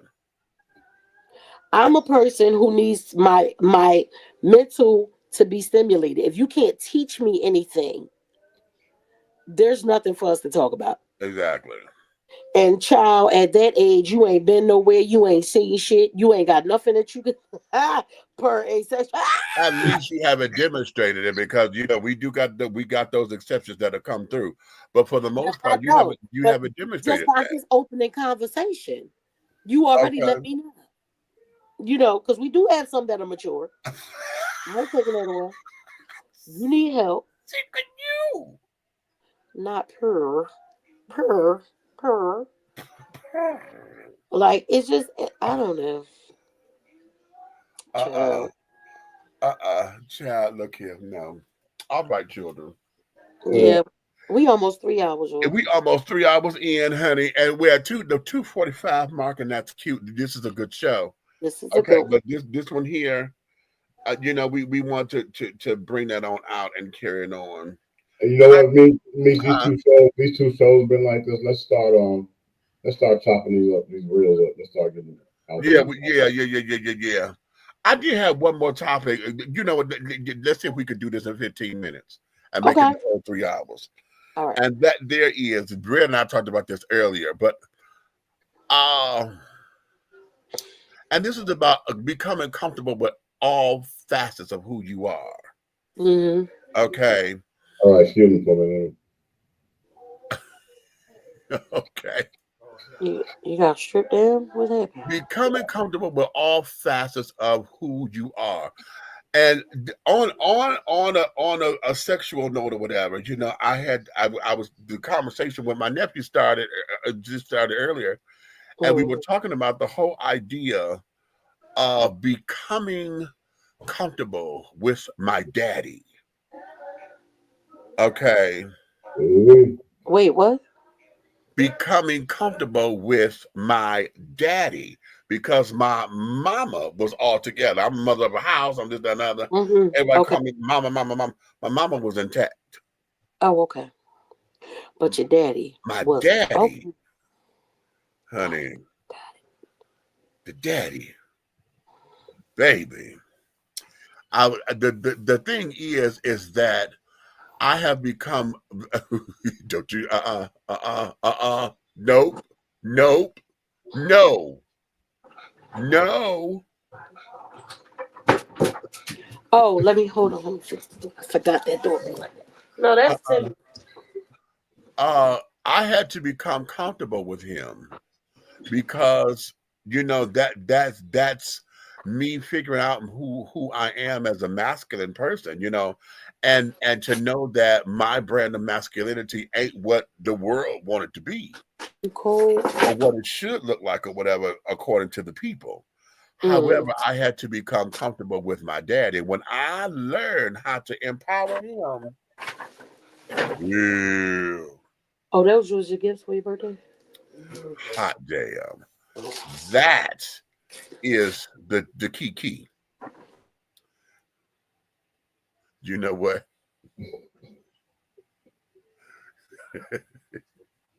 That's the key. What the hell wrong with you?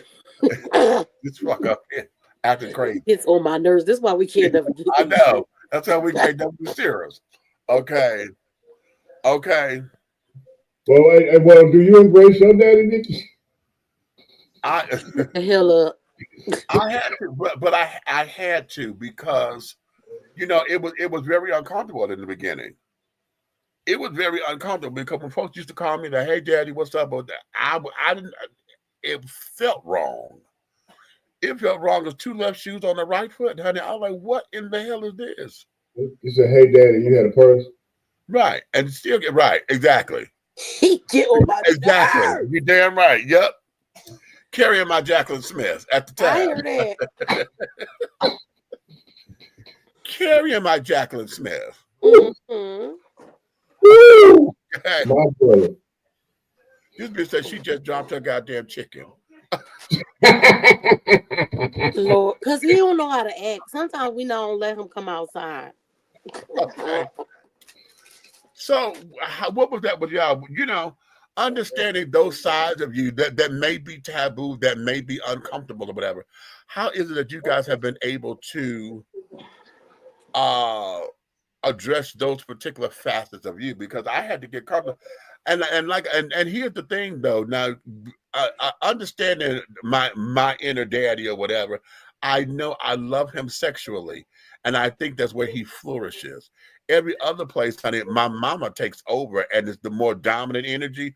But I've allowed Daddy to come in, and I got a cute little merge now. Well, But it that's took me a because you're a long nurturer. That's And why mommy goes. you took that right out of my mouth. That's because you know you have a nurturing spirit. Yeah, because time. Yeah, you're a nurturer, so the mama part is natural to right. you. Like my thing, I'm a giver. You know what I'm saying? You know how I am. And, you know, if I got two shirts on, I see somebody cold, I'll take one off and give it to them. That's it. Right. You know Did you what just I'm freeze? saying? Huh? No, you were frozen on my side for a second. But at the end of the day, when you got to recognize the masculine part of a man, where you realize that daddy, most of the time, that daddy thing right there, Mm-hmm. it's a symbol of the crown pops out the top of your head. Oh, Uh-huh. It's the symbol where your chest is never stuck out before until somebody lick you on the back of the ear and say, "Hey, daddy," and all of a sudden it's like, "What do you want?" You know what I'm but saying? wait a damn minute. You know, Like, it's like this. It's one thing, like when you see somebody. Remember back in the day, you see somebody sharp walking down the street, you be like, Right. "Oh, look, cat daddy, what's Cat up?" Daddy. Yep. cat daddy. They be like, "Yeah, what's happening?" That's Right. her. Right. But if you was to walk up and embrace the back of his arm and bring your fingers down to the small of his back and say, Daddy, Damn, you Daddy. Yeah. Uh-huh. That's a whole different conversation. That's all. Listen. That's a whole different Listen. conversation right because there. guess what? You don't take that and go, that's what's up. You take that and be like, oh, Right. Yeah. Yeah. that's sad. And then, My you know, my voice drop. My voice lowers and all of that. Yeah. yeah, Mm-hmm. because Yeah. yeah. Oh shit. But, Yeah. bro, Yeah. let me tell you something. I think that's what's wrong with my back because when I started embracing my daddy, that right leg would go up and that shoulder get, and it's You like, know what? you know what I'm saying? It's like all of a That sudden, fool, he gets on my. That's why I'm glad I'm not on camera right now, because I would have to get off. He gets on my damn nerves. That's what's wrong with your leg. y'all don't like the truth, man. Something is wrong with you. First of all, let's but just. I think that's just the thing with the masculine man, the male species, period, that it's a domineering sound to hear daddy come off somebody in a sensual or intimate way. Yeah. You know, because it just puts you in a realm of leadership. You know what I'm saying? Let's think about it. One minute you're standing here carrying bags, the next minute they go, "Ooh, daddy," and it's like you're a Roman emperor. Like, You done turned all the way over. You know, right. it's an ego stroke or whatever, but at the same time, it's empowering when it's done. I know when it's done in love, and then when it's done carnally, because those are two different. Those are And two. then there's a flirtatious method Yes, because in public, you yeah, know, be like, "Hey, daddy, what we gonna eat when we get home?" That's Right. that's foreplay. right, yeah, exactly. Oh God, trust. So when you're in a marriage with a significant other, whatever, and your wife or your hey, daddy, what we gonna do? You saying to yourself like, "Oh, okay, she done started the engine." Right, Y'all right, know right. my prude ass. I just ain't never been able to call nobody that. But whatever you use though, whatever that is Yeah. that you use, Mm-hmm. you have an equivalent though. Yeah. you, Definitely. you know you have an equivalent that has the same thing, and that there is the point about embracing that, because now let's just go there, because see, here you have to embrace the fact that okay, that don't work for me, but this one does. Right. You know What what if I'm And saying? This is what now works. what we're Yeah. talking about. I had a woman, Nicole, tell me that um, and you know the statement that we make, "Who's your daddy?" Yeah. Right. Yeah. Okay, and they would come back and be like, and they say their daddy's name, like they biological, Uh-huh. Right. boom, boom, boom, as if I ain't gonna never call you daddy. But when you hit the basement during the Right. motion, You get on my nerves. Right. daddy come out of nowhere. How daddy get in this room? I thought I wasn't your daddy. Oh Lord. Right. Well, I know, like when we're talking about being comfortable with certain things, y'all know that that's always uh what do I want to call it? Because I'm not so freely when it comes to like, oh shit, one of the children is in here. Okay. Okay. Even though the children is grown as hell, but it's still my children. They're Oh, yours, he right? went out and closed the door. Uh So huh. when it comes down to like sexual, sensual things, I'm not always that comfortable Uh huh. because my my mind and my body is just really weird. Uh huh. So for me, At least you admit I it. can't like I can't really let loose if I'm not really like loving somebody. So Does that make sense? you're a demisexual, yeah. You Yeah, have to be safe. You don't feel safe. yeah, that. Yeah. Once, That once and you I get and into, it's not been that many times in my life where you know what I mean that I felt that it was safe, that I was in a real safe place to Mm, let to just be able to let go. right. Right. So Let go and let God, honey. yes, Oh, you know what I mean, okay. and that's one of the things I definitely want to work on because I'm old as shit now. What the fuck I got to lose? Well, yourself in it if you don't pay attention. Right. Okay, and so that's always the priority. But the other thing of it is to embrace all the facets of you, and that's the good, the bad, the ugly, the indifferent, and carrying on. Because and going back to what I said earlier, you can't embarrass me with me.